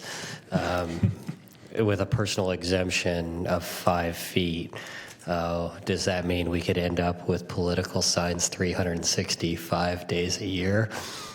Absolutely, yes. Just something to consider. I think we should keep that in mind as we craft the regulations. I wouldn't be a fan I wouldn't be a fan of having signs up 365 days a year. It's something to weigh, and we'll probably have to vet it out more with county council, in that cities and counties have been challenged across the country when they kind of have a blanket prohibition on certain types of signage. So if we were to just have a prohibition on all personal expression signs, which would be required if we wanted to prohibit political signs from occurring all times of the year, if there's no other mechanism to allow somebody else to have some kind of signage or express themselves in that way, we could run into legal challenges there as well. So whether it's, maybe if we have an exemption instead of all year, you can have a personal expression sign for 3 months or 2 weeks, as long as those regulations are consistent, just being aware that they are going to apply to everything. So even a sign that just says, my kid's an honor student and I want everybody to know about it 365 days, that would fall in the same bucket as those political signs. Yeah, I'm not sure I caught what the loophole was, but I will just say that I don't read the Supreme Court case as preventing us from being able to regulate temporary kinds of signs. I think we can still do that as long as the regulation is consistent across the board in terms of not addressing certain content. There's a challenge in how you define it, and I'm not quite sure how we do that. And of course, figuring out, well, one, what if every kind of sign, temporary sign, gets 90 days? How do we decide when that happens? But anyway, my point is, I think there's still a path for us to be able to do that. Yeah. So for campaign signs, I think there's a way for us to. I don't think the case precludes us from being able to do that. It's just a matter of how we craft it in the ordinance without beginning to. Once we mention you've got to take it down, a day after the election, well, all of a sudden we're regulating that kind of content. So we can't do that. We've got to just be very general. Well, and how we get there is still an open question, but I think we can still do that. The feedback is noted, certainly, and we can definitely take that in consideration as we're trying to figure out how we want to allow these types of non-commercial signs and let people express themselves in that way in residential areas. Yeah, I'm all for the eggs for sale sign, 365 days a year. I'm not all for the political sign, 365 days a year. I think it's a great way for us to express who we want in office, but in a limited time. So take that and craft your magic.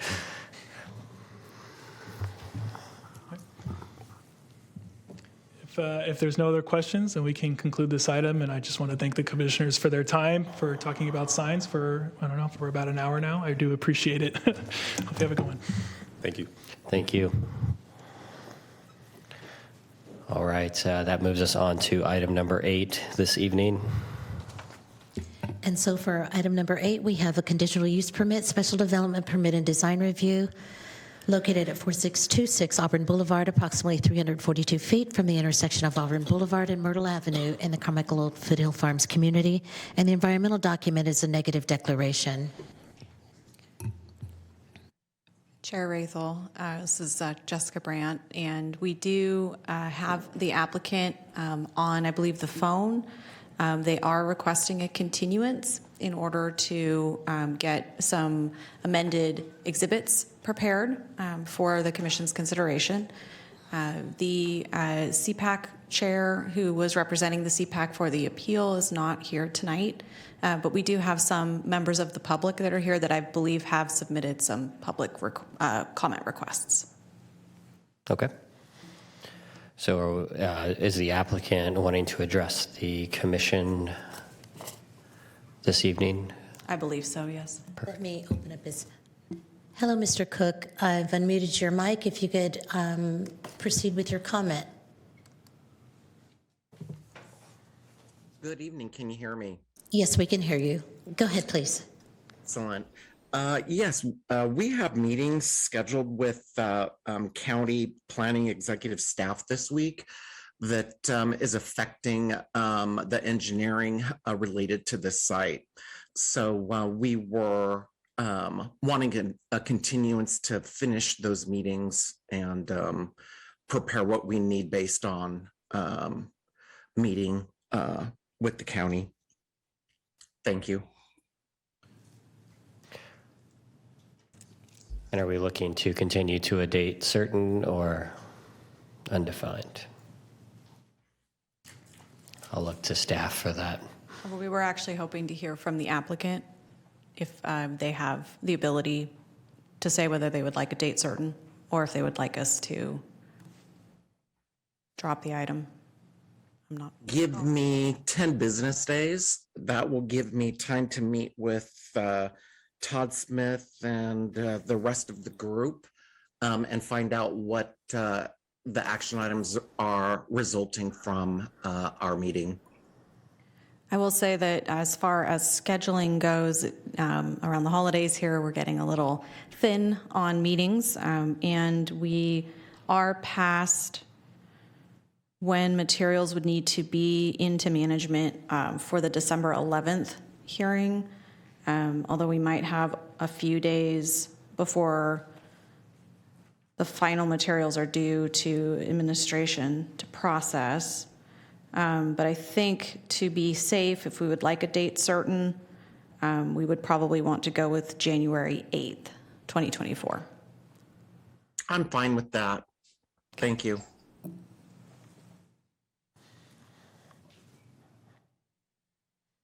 All right, any questions for the applicant this evening about the continuation request?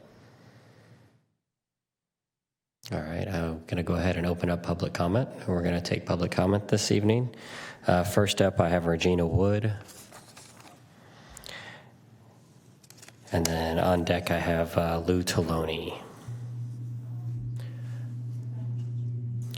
And some folks say... With the understanding that the commission is likely to continue this.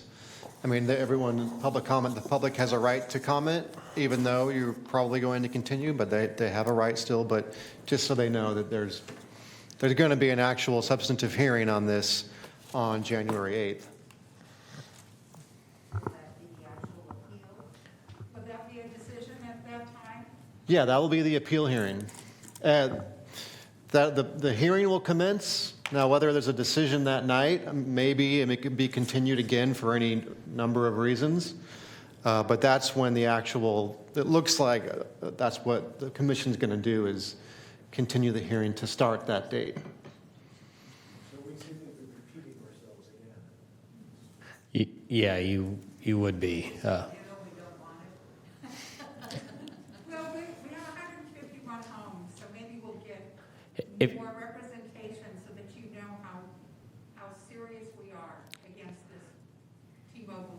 Do you want one of you to come down and make a public comment, since I apologize, I didn't know we were going to have a continuation request this evening, or else I would have moved it to the front of the agenda. So I apologize that you've sat here and waited for that request. Come on down. If you want to speak on behalf of the group, I'll just have one of you public comment, and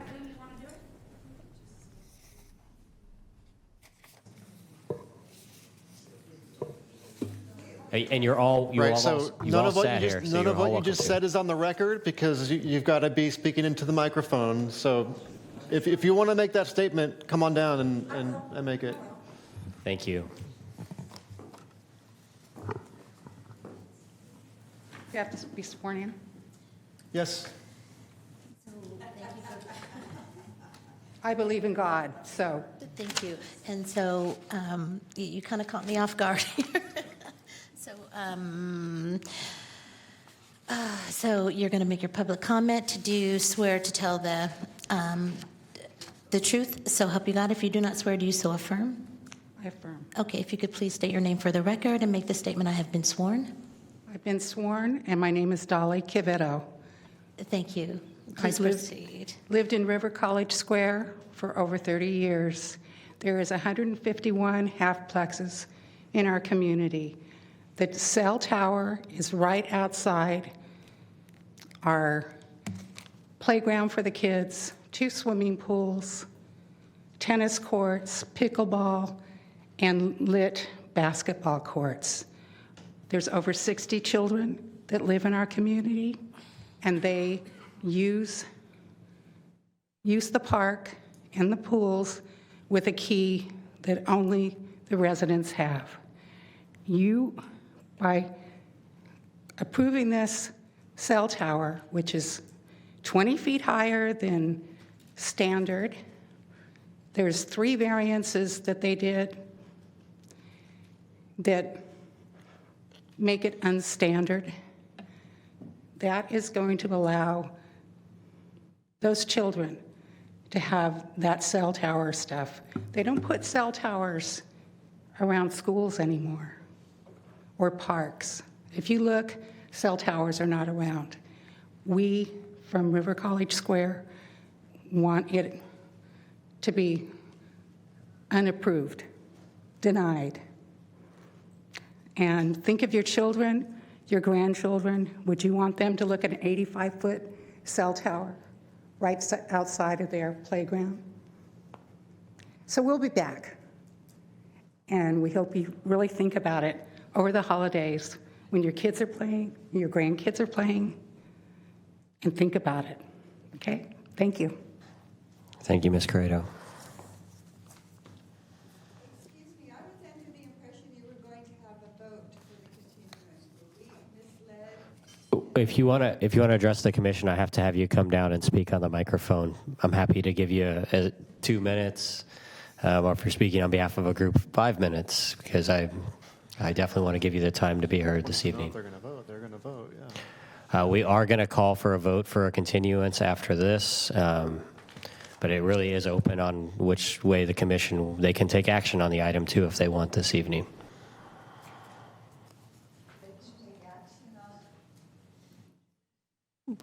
Chair, I would remind you that the appellant is not in chambers tonight. Just throwing that out there. Understood. Well, all I wanted to say is that I thought we were under that you were going to vote for it or not, and that if you were voting for it, that we really didn't have an opportunity to speak.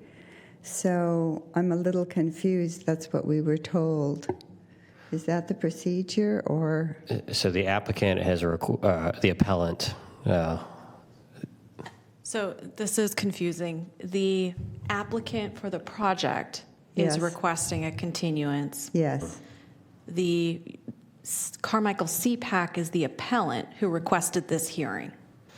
Yes. So with a continuance, there still will be an appeal hearing, but the commission needs to vote on moving that hearing date per the request of the project applicant. Okay. Otherwise, they will approve or they will. That won't happen automatically. If they decide not to continue it, then you're going to get a chance to speak. Right. Definitely. And we'll have the hearing right now. Yes. I'm guessing that they're going, well, you could do a straw poll, so we all know how you're going to vote without actually voting, and that might provide some clarity. I mean, I think you're probably going to continue it, but. That's what I mean. Are you going to continue it? We'll do a straw poll so it's clear. So it's an odd. Who's going to vote to continue this tonight? Yes, yes, yes. Okay, then I think it would be wise, raise of hands, that it would be wise that we present our case then, because otherwise you will vote on it tonight.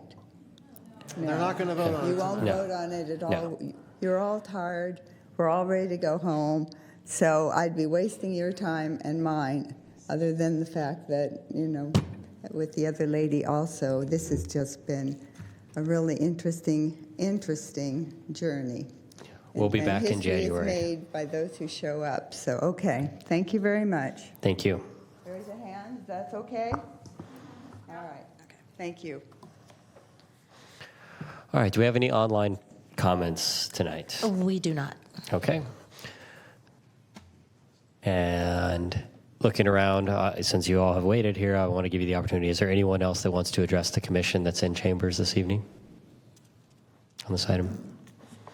All right, we'll move on to deliberation or a motion. I will move to continue the item to January 8th, 2024. Second. All right, I have a motion and a second to continue the item until January 8th, 2024. Please call the roll. Commissioners Borja, Yes. Rathel, Yes. Corona Sabignano, Yes. Tatishi, Yes. and Wong. Yes. And the motion carries to continue the item to January the 8th, 2024. All right. And we are on to item number 9. And for item number 9, we have the planning director's report on 7104 Santa Juanita use permit revocation report. All right, good evening, commissioners. Excuse me.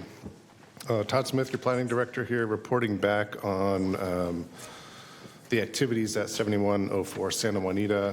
As you are all aware, in response to several members of the public providing testimony to this body over the last several months, the Planning Commission requested that staff bring this report back to the Planning Commission for consideration of revocation of the existing use permit. So that the staff report is included in your packet. I'm just going to briefly highlight some of the content for everyone. It does cover the background of the existing use permit that was approved in 1997 for the site, as well as an amendment to that use permit from 2005, which was for a residential care facility up to a total of 50 residents, non-ambulatory residents at the site. That use was effectuated. The residential care home for the elderly population was in operation until the early 2010s, approximately. We don't have a specific date certain of when the use ceased operation, but we think it's around that time. Right now, the site is not currently in use as a residential care home. Staff are aware that the property owners have been doing site activities, building grading activities that have resulted in certain building violations and grading violations that are being actively addressed by our peers in the building permits and inspection and site improvement section of county engineering. So specifically related to the revocation process, the zoning code section 641G provides some guidance for revocation of entitlements, and these are on page 2 of the staff report. Essentially, and specifically 641G 2A and B are the grounds through which revocation can occur. 2A is that the approval of the use permit in this case was obtained by fraud or misrepresentation. And 2B is that any person making use of or relying on the special permit is violating or has violated any of the conditions that are associated with that use permit, or that the use for which the special permit was granted is being or has been exercised contrary to the terms or conditions of such approval, or that exercising that use is detrimental to the public health, safety, or general welfare so as to be a nuisance. And so with that construct in mind, staff has made a conclusion in this report that essentially it's premature to begin revocation hearings on this use permit because there is no active use of the site. And what we're trying to do is first clean up those building and grading violations. We have provided the applicant, the current property owner, with the existing use permit and the applicable conditions there. They should be aware through that provision of those documents what needs to be adhered to in order to reactivate that use on the site, should they wish to do so.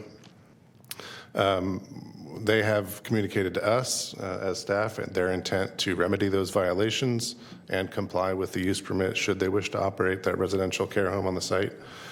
We do believe that ongoing monitoring is important to make sure that there are no future issues on the site, although obviously what people do is beyond the control of staff, so we may need to revisit this decision, or at least this initial determination, should we find future violations occurring related to this specific use permit. But that's the gist of our conclusion at this point, and we hope to hear remedies of those ongoing violations in the near future, the building and grading violations.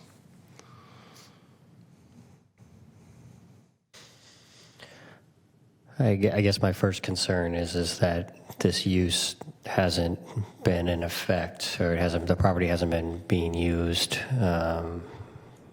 as a residential care home for over 10 years, and yet somehow has a use permit still. In other jurisdictions, it's in code that use permit would expire. Is there anything within the county code which would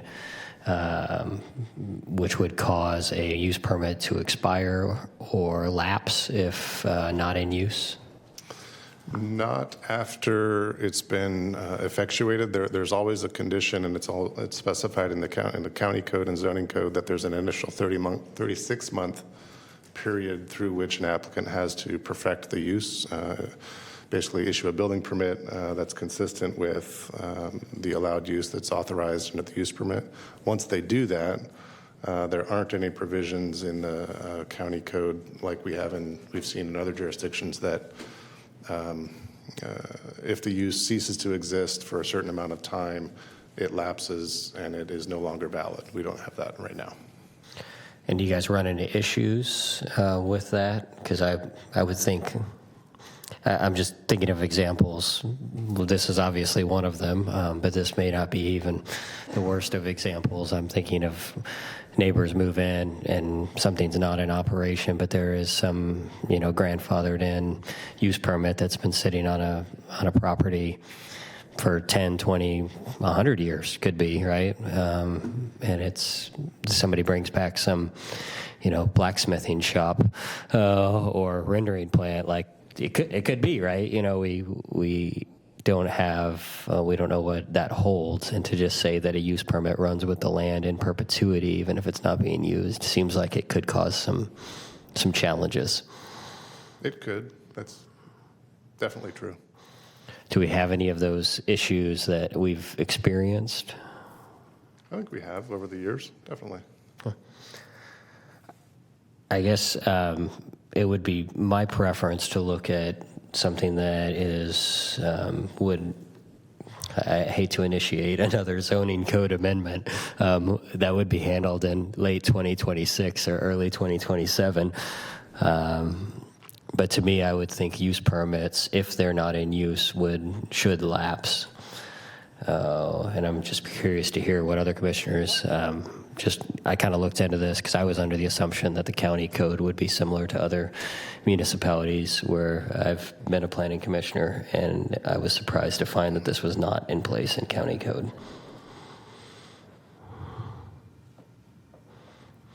I'm curious of your thoughts of should a use permit stay in effect if it's not being used? A conditional use permit.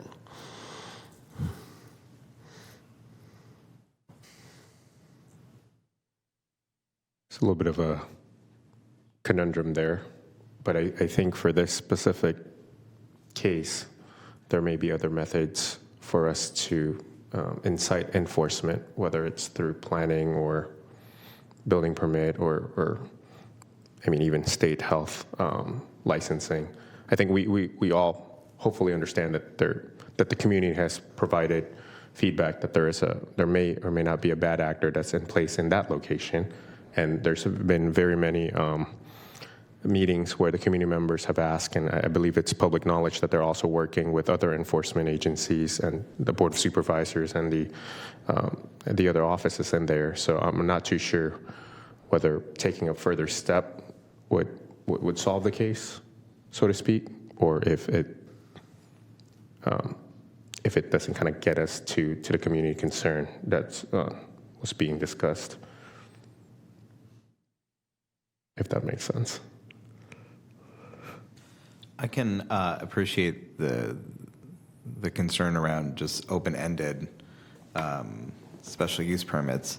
At the same time, I'm always curious around if, let's say, that can be appealing to someone for wanting to take a vacant piece of land or a building that isn't being utilized right now. And just because we'll say one person couldn't make a go at it doesn't mean the next person couldn't make it better go at it. And sometimes having those permits in place can be incentivizing for someone to come in and actually redevelop that space. So I would want to, I'll say, not hinder those opportunities for some of these what become just empty parcels, which are not good for a community either, to want to come in and take on the project. And I think the other, I kind of looked at Folsom for an example, and then Placer County. They both have 12 months in there, which, may be short, right? But just to have it open-ended completely is my concern, right? I'd be fine with looking at, 5 years, right? If somebody can't make a go of it, 5 years, it just seems like we're opening ourselves up to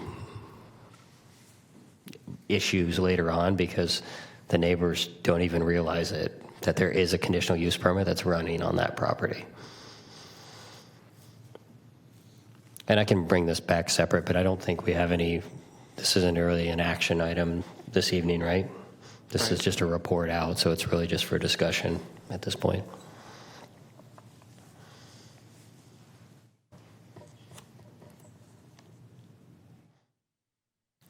I do believe you have some public comment, though. On item number, this is on item number 9? Oh, thank you. Sorry, I thought that was on a public comment. Before you go to the public comment, I do want to make a mention of there are circumstances under which we would have sunset clauses on use permits. It's typically not a standard, but we have done it on certain projects when we know there's something within a certain time frame down the road, or certain uses may be perhaps problematic, and we want to make sure that they're acting in compliance with all the applicable conditions. Some hearing bodies may impose a sunset clause of, in some cases could be 10 years, 20 years, depending on the circumstances. Although I would say it's not common, but we have done it. Yeah, and I guess I'd be fine with the individual, approach that we can throw this into conditions of approval.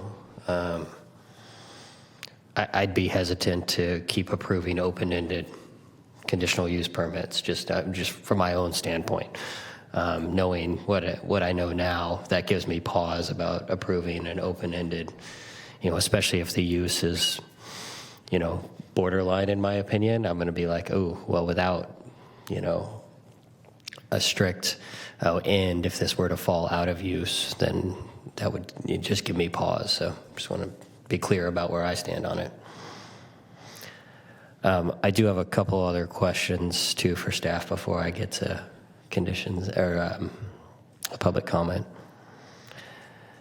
The current conditions of approval show the parking areas shall be located as shown on Exhibit A, and landscaping and fencing shall be shown on Exhibit A. I think this is the 1999 use permit. Can you guys confirm that the parking areas, landscaping, and fencing are in effect for are in the same place as Exhibit A? With the grading work that's been going on out there, or the work that has been going on? This is Jessica Brandt. No, we can't confirm that the grading work maintains the outlines of the parking and other use areas as outlined in the 1997-99 approval. So wouldn't that be a violation of the conditions of approval? Not necessarily.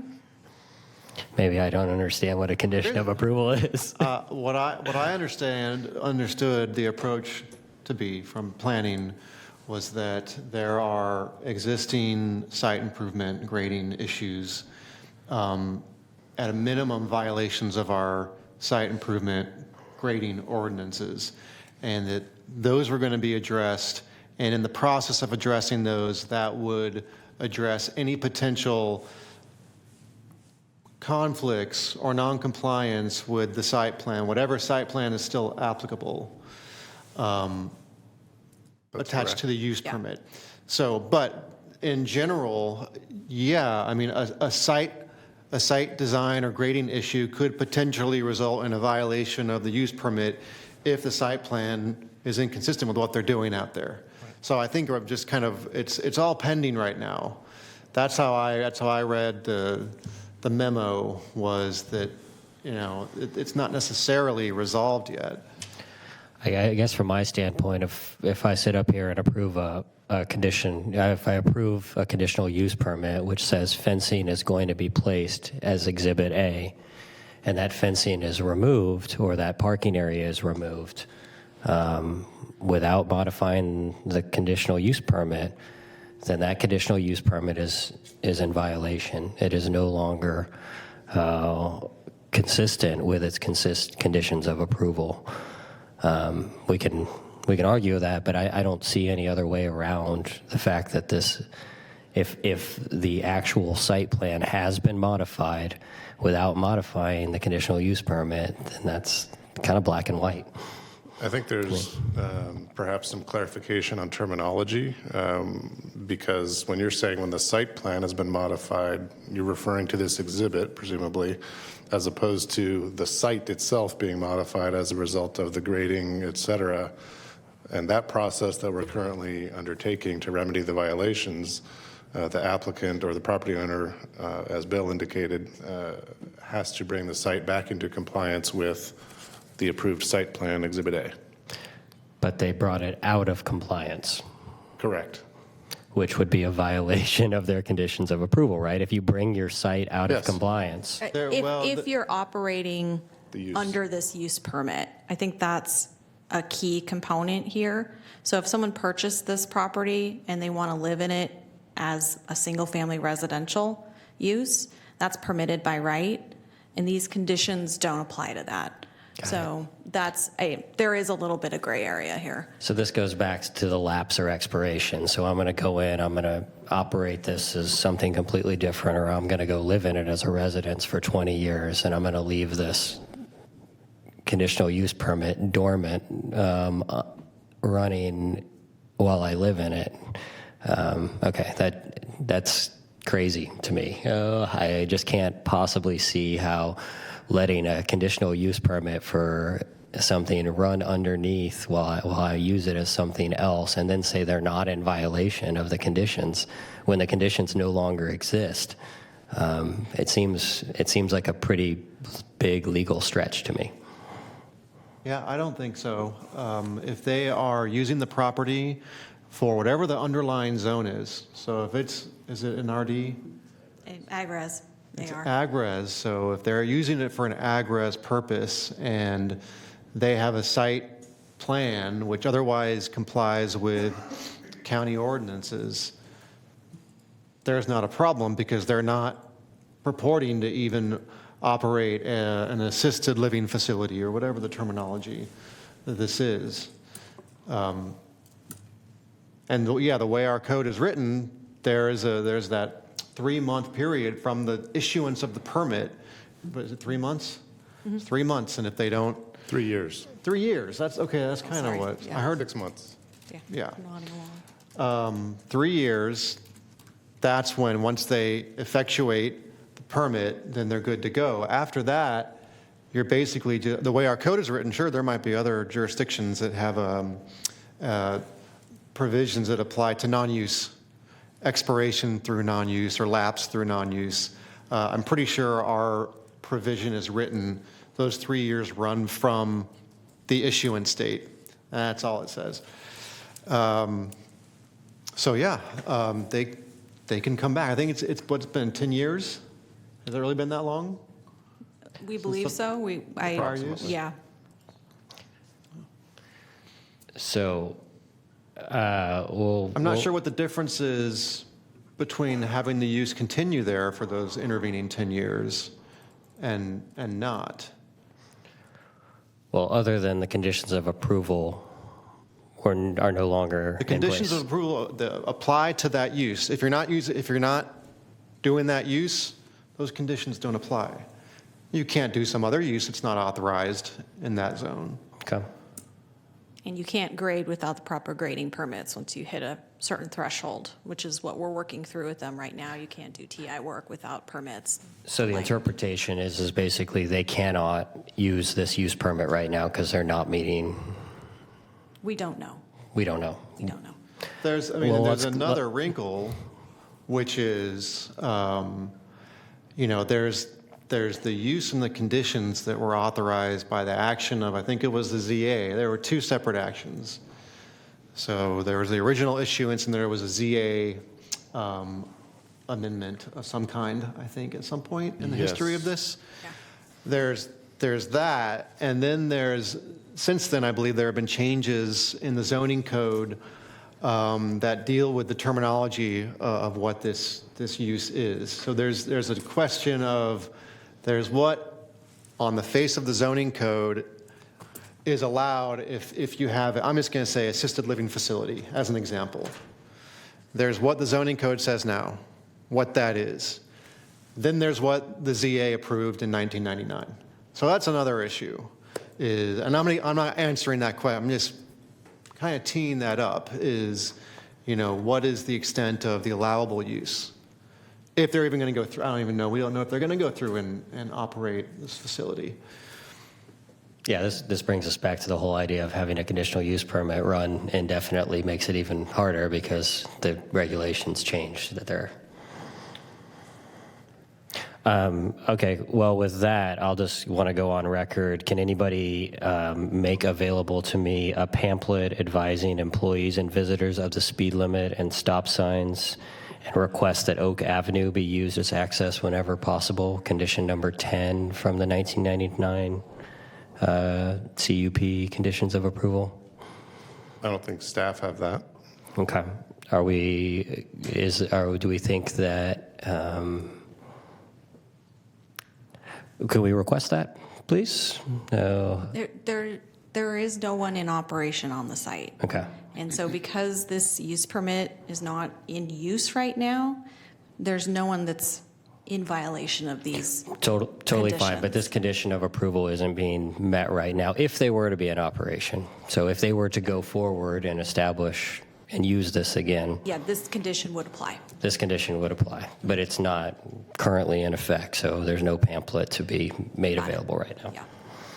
And are we aware of any neighborhood efforts to control traffic from the applicant at this time? Condition number 11? We don't have an applicant at this time. Perfect. I would go on record to say that based on the comments that we've received in public comment about the issues with the issues the neighbors have experienced, it doesn't seem like whoever owns the property has been in an effort to control traffic on this property. So. I'm a little frustrated with the process. I know you guys are operating under the legal approach to how this goes down, but we had folks that were in these chambers over and over and over again. I think now we got to go to that next step. But I appreciate you guys trying to continue to work through the issues on the property, and I hope we can get to a resolution sometime soon. If we have any other questions or comments before I open up public comment? All right, we've got Marissa Fuentes up first, and then Vicky Majobe. Sorry if I'm pronouncing that last name wrong. Good evening, Chair Raythel and Commissioners. Again, second time this evening. My name is Marissa Fuentes. I'm with Taylor & Wiley. Just kind of wanted to give an update that we've recently been hired by the applicant owners to help alleviate some of these concerns. We've been working with Kimber and Jessica, and they've been great in helping us get up to speed and really understanding what's been going on here. Just kind of wanted to go on record and say that we understand that there's neighbor concerns, but also that we recognize the previous entitlements and the parameters around those entitlements, including the conditions of approval. I also kind of just wanted to bring up the type of use that's going on here is for the public benefit for healthcare folks trying to get mental health help and benefits, and so putting parameters on a conditional use permit for a use that is already a little bit difficult to get approvals on might not be as beneficial as, say, putting parameters on like mining uses or some of those types of uses. But kind of just wanted to stand up, introduce ourselves, say that we are now part of this team. We're eager to work with staff, and you will get to meet the applicant owners tonight. So thank you. Thank you. And next up, Vicky Magobe. Magobe. Sorry, I was close. Yeah, no. Thank you for giving me the time to speak. I know that this has been something that you guys have been dealing with for some time. Just a little bit of introduction. We purchased this property in February of 2023. I currently operate 24 dual diagnosis substance use mental health beds within Sacramento County already. We also have an outpatient. So right now we're impacted and we don't have enough space for the clients that want to come to us. So we've been looking for property for some time. A bunch of our clients are the elderly. That's what I specialize in. I specialize in mental health and substance use in the elderly. As you know, this has been a huge uptick since COVID, and that population doesn't have a lot of treatment centers to go to because of our specialty in what we do, which we're highly medical, and we focus a lot on mental health. So that's why we specifically looked for a facility that was an assisted living. When we purchased it, I did my research.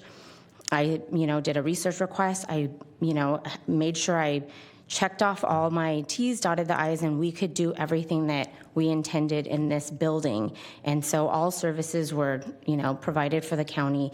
And before I even purchased, can I do this? And the county said yes. My husband and I, we are not a big corporation. We hired general contractors to do this, renovation for us. And I was told the entire time that, yes, we have the permits, yes, everything's going well. Didn't realize until the neighbors were upset that our contractors didn't do everything that they were supposed to do. So we did terminate our relationship with the contractor, and we have another one. And we hired the attorneys to kind of help us out with, smoothing this out. I don't think there's any intention on our end of doing anything wrong. Everything currently in my business is to the T. We are licensed, I'm joint commission, I do everything that is supposed to be done right. And so this is very unfortunate that it's gotten to this point. Our clients, I can't really, it's hard for me to communicate that our clients are not a danger.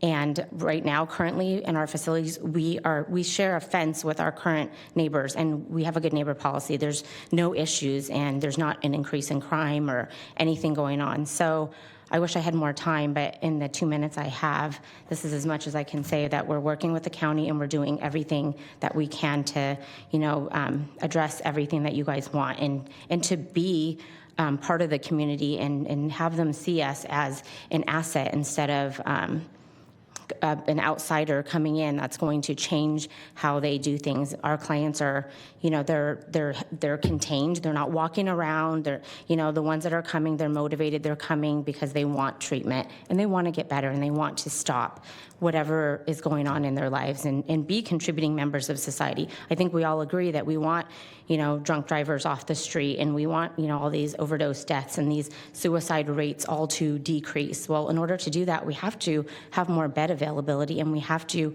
remove all the barriers. If my only way of doing this is doing it in a commercial setting. I'll ask you to make your closing comments now. Okay, thank you. Thank you so much. And thanks for coming down tonight. I'm glad to hear that it's moving toward a resolution. Any other public comments this evening on this item? We do have at least one on the Zoom. Ms. Brashear, please start with your comment.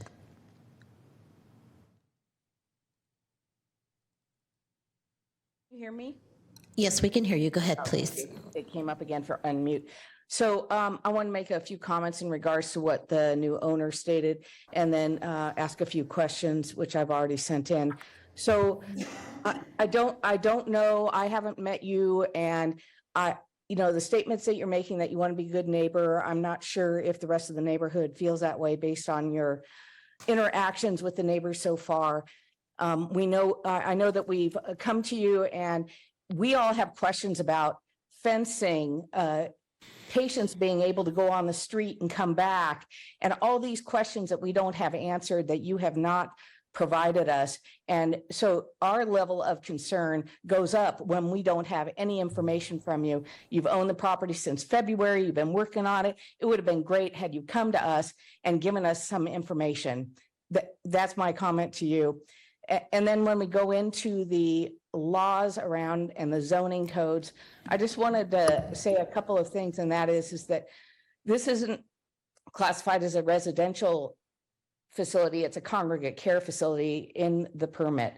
And according to the new zoning amendment document, congregate care does not include medical detox withdrawal because it is more intensive treatment. Is that true? And if so, then I don't see how these things align properly. So that's a question to you, Planning Director, please. And the next thing around the facility is that it was built a long time ago, and there was a shooting there a year and a half, 2 years ago, and the fire trucks and police vehicles could not get into that vehicle to that area properly because the parking is so limited, even for the emergency vehicles. And the facility had a failed septic system before they closed, and they did not fix it. And I just want to make sure that, you know, when looking at the property, that there are many facets that one would have concern over. And my impression from the planner is that it just goes under the existing conditional use permit and we don't review anything. And I just have real concerns over all of that plus some. So thank you for hearing me. Thank you. And we do have one more in the... Ms. Newman, can you start with your comment?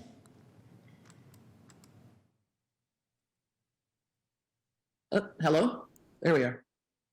Hi, first of all, I very much appreciate the time that the CPC is putting into thinking about the long-term effects of some of these decisions. I have lived near this particular facility in its permutations almost my entire life. And what started as a small amendment has now ballooned up into major issues, as we can see. And whoever ends up with this property, detox or elder care, with 50 people, the problem will remain. The problems will remain of access, other things that need to be, just blanked on it, septic systems, things like that. So there's that issue of the long-term effects of decisions made 30, 40 years ago. Also, in regard to the new owner of the property, she's presenting very well. There is currently a lawsuit by her previous contractor that will be heard next year in about October before the Superior Court for non-payment of the work that was done. There are a number of issues that are running underneath the surface of this that are not being heard or not being mentioned. So that's the end of that. Thank you. Thank you. And that concludes your public comments this evening. Any comments from the commissioners this evening?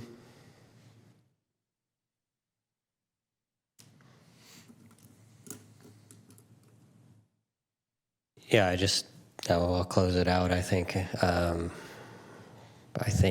it didn't need to get to this level, and unfortunately now it has, right? And it's going to be tough to unwind if that's the intention we want to go, because a lot of people are now frustrated by the process and have expressed their frustration at this body multiple times. So. Honestly, I hope the board takes it up, and then we can start fresh. And if it's the right place for this type of use, then we can go about establishing that. But trying to use what's currently there after this has been the approach doesn't seem like it's the right way to go, just from my standpoint. So those are my thoughts on it. And Chair Rethel, really quickly, just for the record, you do have a public comment that is just a general public comment, and it says, just want to say thank you to the Planning Commission. We appreciate you, and that's it. Yeah. Any other comments, commissioners? Item number 9. I guess just for clarity, what are the next steps with this? So, excuse me, on this particular site, obviously our peers in building permits and inspection and SIPs need to follow through with the correction of the violations with the property owner. We need to sit down with the property owner as well to understand exactly what is proposed. To date, we don't have that information. And from there, we can determine whether what is proposed currently fits within what's authorized under the use permit that currently exists. I'd just like to add there also is a request by the applicant's representative that is in review right now, looking at some additional site work that they would like us to consider to be substantially compliant with the use permit. Like I mentioned, it's under review, and should the determination be made that that is not substantially compliant, they do have the ability to appeal that to the Board of Zoning Appeals. And if we could be kept informed of staff decisions, just because this has risen to this level, it would be great to just kind of hear those out at the meetings until we get to a resolution on this, just so we're aware of the actions that get taken.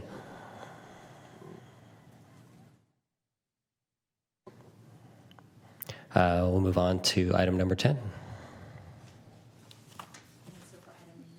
Number 10 is public comments, and there is an anonymous attendee that says, agreed, Justin Rethel, thank you, well said. And that concludes your public comment period. Wait, Lydia. We have miscellaneous scheduling items. Oh, I'm sorry. That's all right. I apologize. I was ready to roll. So we have miscellaneous scheduling items.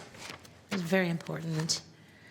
So for miscellaneous scheduling items, I don't believe we have a commissioner announcement item, but there might be a commissioner announcement that feeds into the scheduling items. Sure. This will be my last hearing, and I am stepping down after this meeting. Just want to thank my fellow commissioners for all of their time and the seriousness that they've, taken their position and serving it. I think, I've expressed with all of you, I think what we do is very important. We might not always agree on projects. We come at things with different priorities, different perspectives, but, I firmly believe that all of our different perspectives help make projects better and, overall help with the good, sustainable, smart development of Sacramento County and making sure it represents all of the different districts of Sacramento. So thank you for being excellent colleagues, and I will miss serving on this commission with you. And I think it might impact some meetings in the future, my absence. Thank you, Vice Chair Wong, for serving. I'll need a new vice chair, everyone. But I just want to say I really appreciate your perspective and really educating me about CEQA along the way. I feel like your approach, I've definitely learned from you while you've served, and it's been a pleasure. Thank you. I've learned from each of you as well. I would just echo those remarks. Thank you for your service, and it's been really fun being able to engage and hear perspectives, and I've always enjoyed this body because it's one that can have tough conversations but not feel like it's anything more than just different perspectives. So thank you for your time, and we'll miss you. Also echo that sentiment, and I'll hopefully keep your contact information should we have any CEQA questions. But thank you so much, and wish you and your family and on all your future endeavors. Thank you. Same. I'd like to say, same. I know where you work, so I'll visit you more now. I was like, I'll see you around, Yes. Mariana. So back to the scheduling items. We, I believe, had a 3-member body that was expected for the November 27th meeting, one of which was Commissioner Wong. So before we cancel that out for lack of quorum, I did want to take one more poll to see who is available for the November 27th meeting. We have one item. We can move it. It's okay. But just since we had it already kind of on the books, I wanted to see. So who was planning to attend? We had 1 and 2, and then you're not in town. And Out of town. Okay, so we're still at 2. That's fine. I will go ahead and Lydia will need to cancel out that meeting, and I'll move the item. And then the next meeting is December 11th, and I believe we had everyone confirming they would attend at that meeting. Am I getting head nods? Okay. All right. And then the 25th would be the next hearing date, obviously canceled. So, all right, thank you. That's the end of scheduling items for me. Will we then schedule elections of a new vice chair at the next meeting? Yes.